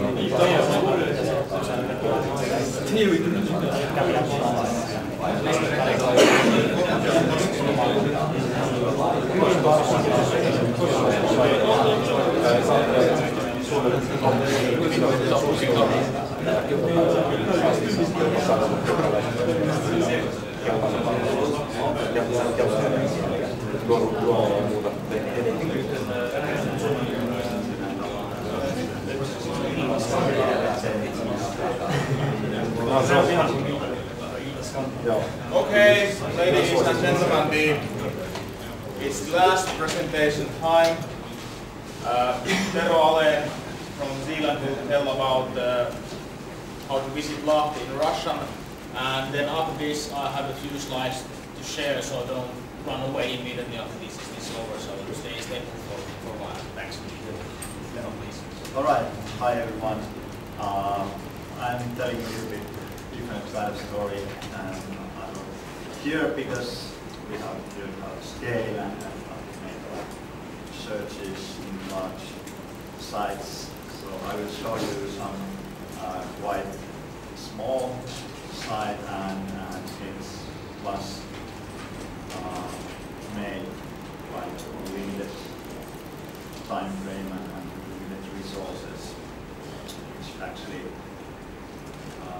started when one of our designers came to us and said, hey, I have a great idea. We have one customer and we need a site where we present content in slide format. They had some wireframe made with pencil shows. Here is the site actually. You have, if I remember correctly, you have 3 days and below the site.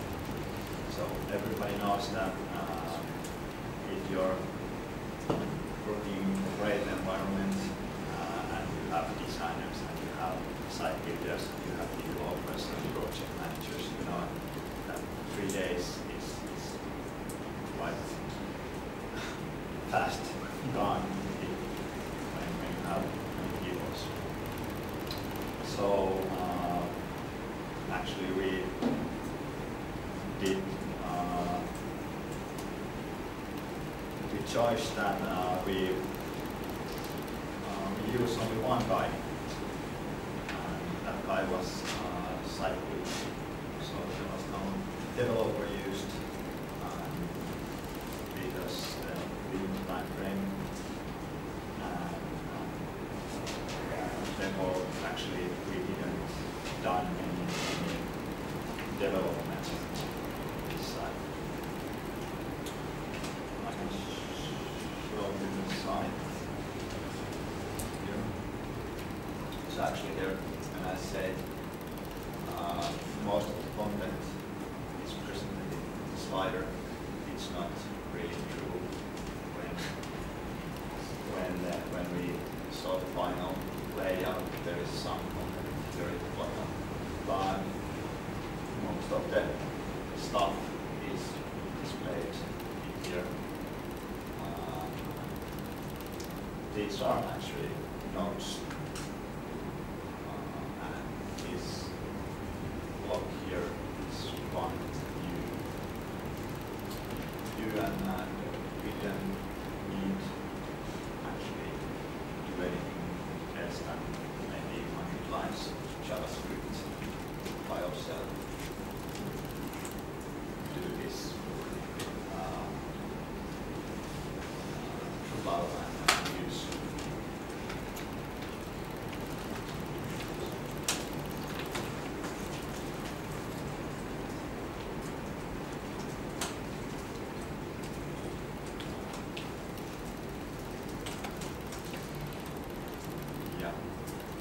Okay, so the site was, client was Lahti city in Finland, what promotes the services for Russian tourists.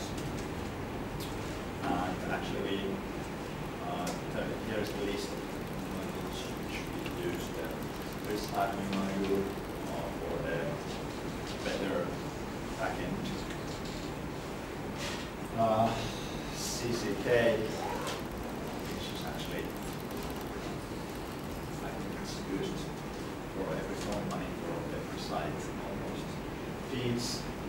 use it for news content. The news content which is out there is coming from other sources. So there's much on the site. Media for you to works for meta tags, inline messages, use it in getting inline messages, problem gigs, error messages.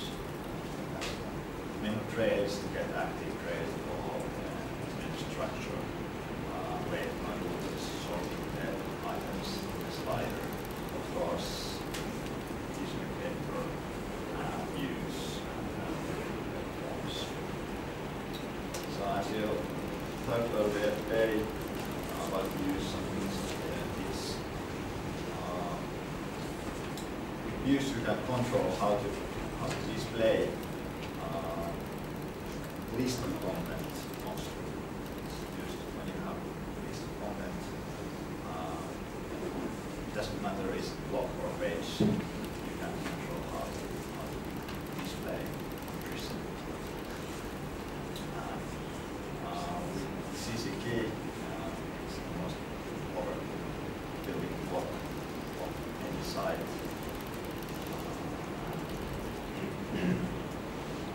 It can be things like graphical user interface for database queries. So when you develop a site with some framework, you create database queries or use some database abstraction. Drupal you can use queries created by many queries.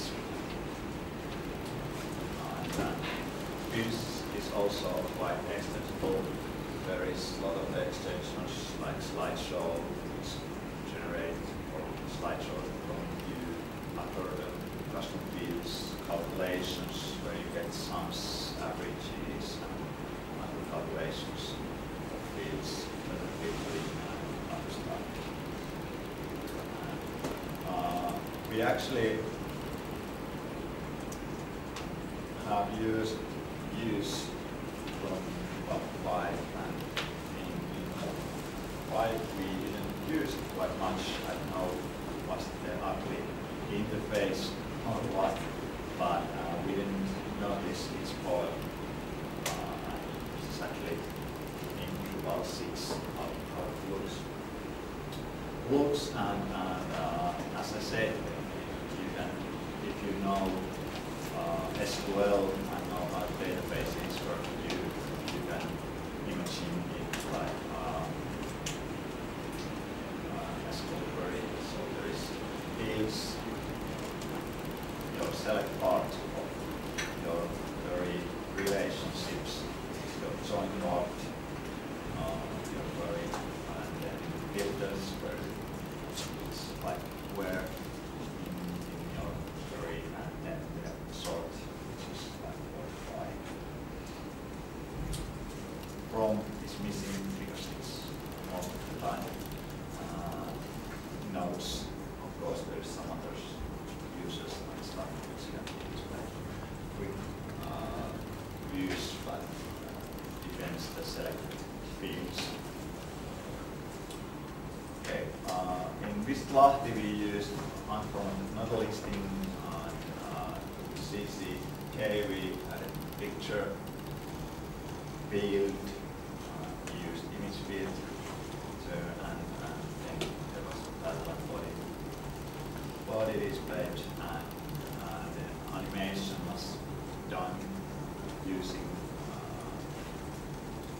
the moving boxes jQuery plugin, and then there was only what had to be done was the event handles for when the user clicks this image, so it will display the node, and then also the close functionalities, and those were about other 100 points JavaScript together with moving boxes configuration. when we used nodes and views, we got a slider which was quite easy to maintain. The content of the slider can be managed with normal Drupal node management tools, so there isn't any code in the content field or anything else. All is managed in the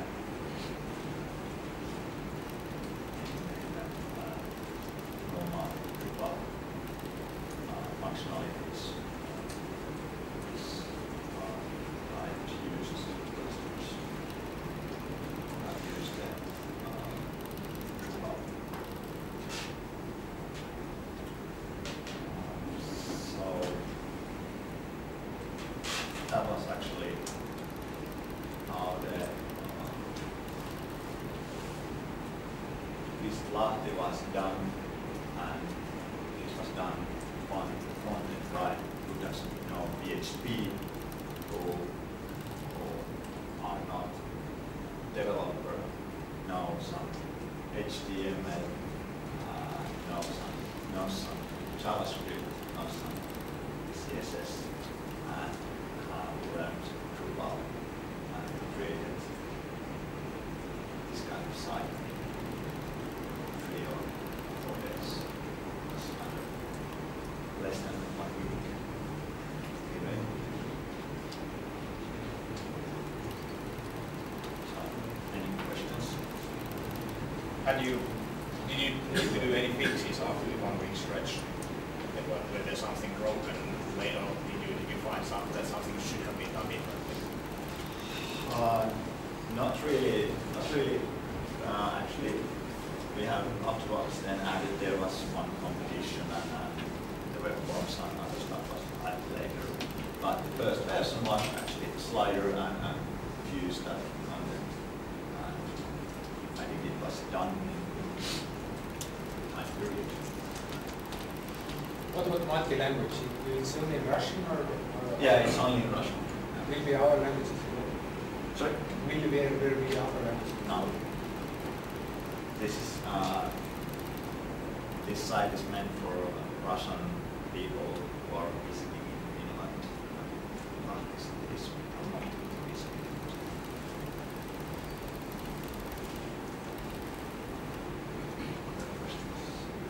Did the persons that built the site speak Russian? Did you understand the content? Not really, not really.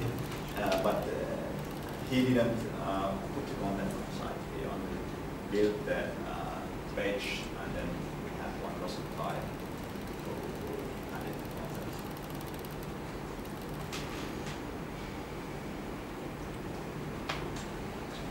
All right. No other questions. Thank you.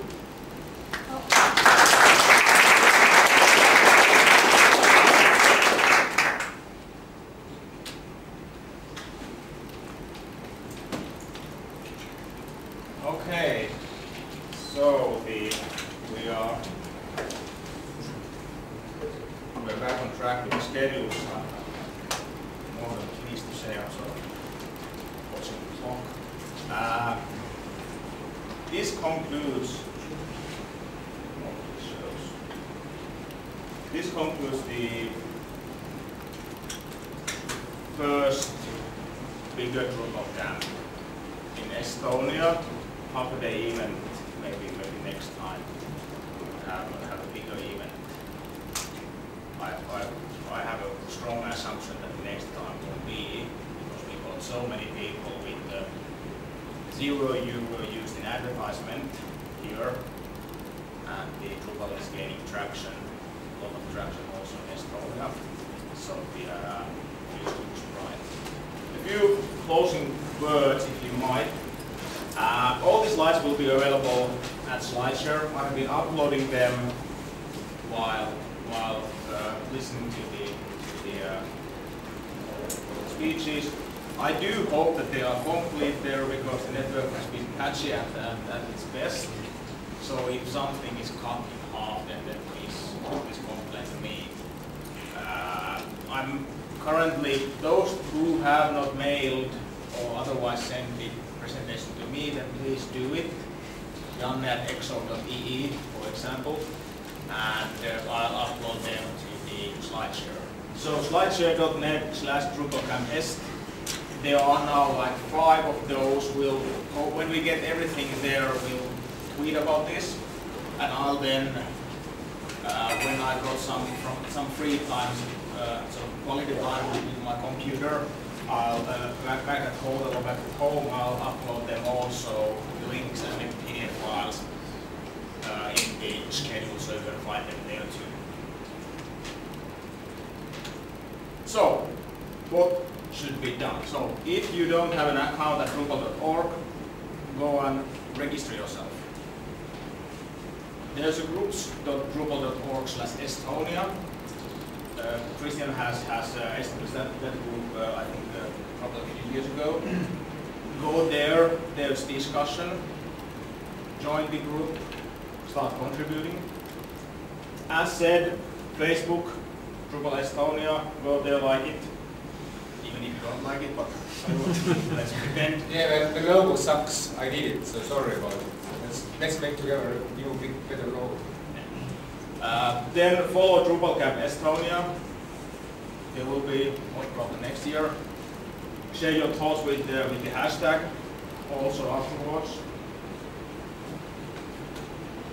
The unconference starts in an hour or so, 59 minutes to be exact.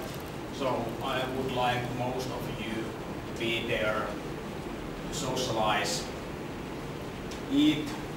Must be hungry, at least I'm starving. Maybe drink a beer or two, then continue the bar, wake up in a raw sugar next morning or what. So yeah, Sounds like a plan. yeah.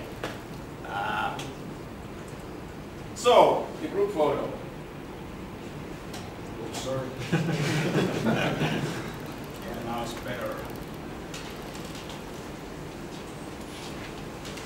So I'm not that much a photographer, but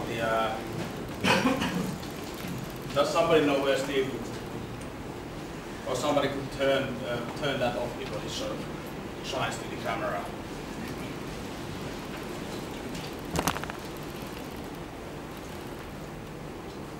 Chris again, thanks. But I appreciate it. It's good that we have some technicians around also. Yeah. I don't get you from this angle. We have too many words to say. Yeah. Hopefully that was not expensive. Okay. Can we just go to the lobby or something and take a picture from upstairs? Yeah, You you can can wait. take a picture from up here. Yeah. That's I'll take more one picture here before we leave because at least one or two escape. I know that about. So let's do so because I'm the ugliest one. I will take the photo. I'll take 2 photos and then if we could stitch them together, then fine. Now look at the camera and smile even if we are in Estonia and for some class things. So it's good to smile.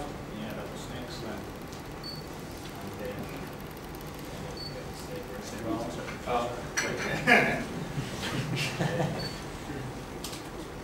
good stuff. And then let's go downstairs. I'll go to the balcony and take a picture of you. It's closed. It's closed. Which is closed? Downstairs. Really? Okay, how we get out? No, we can get out, but not. So no pictures.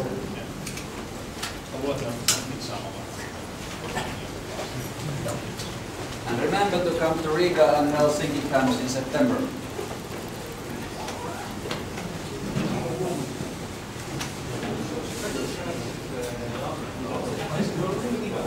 Indeed, that's the best model.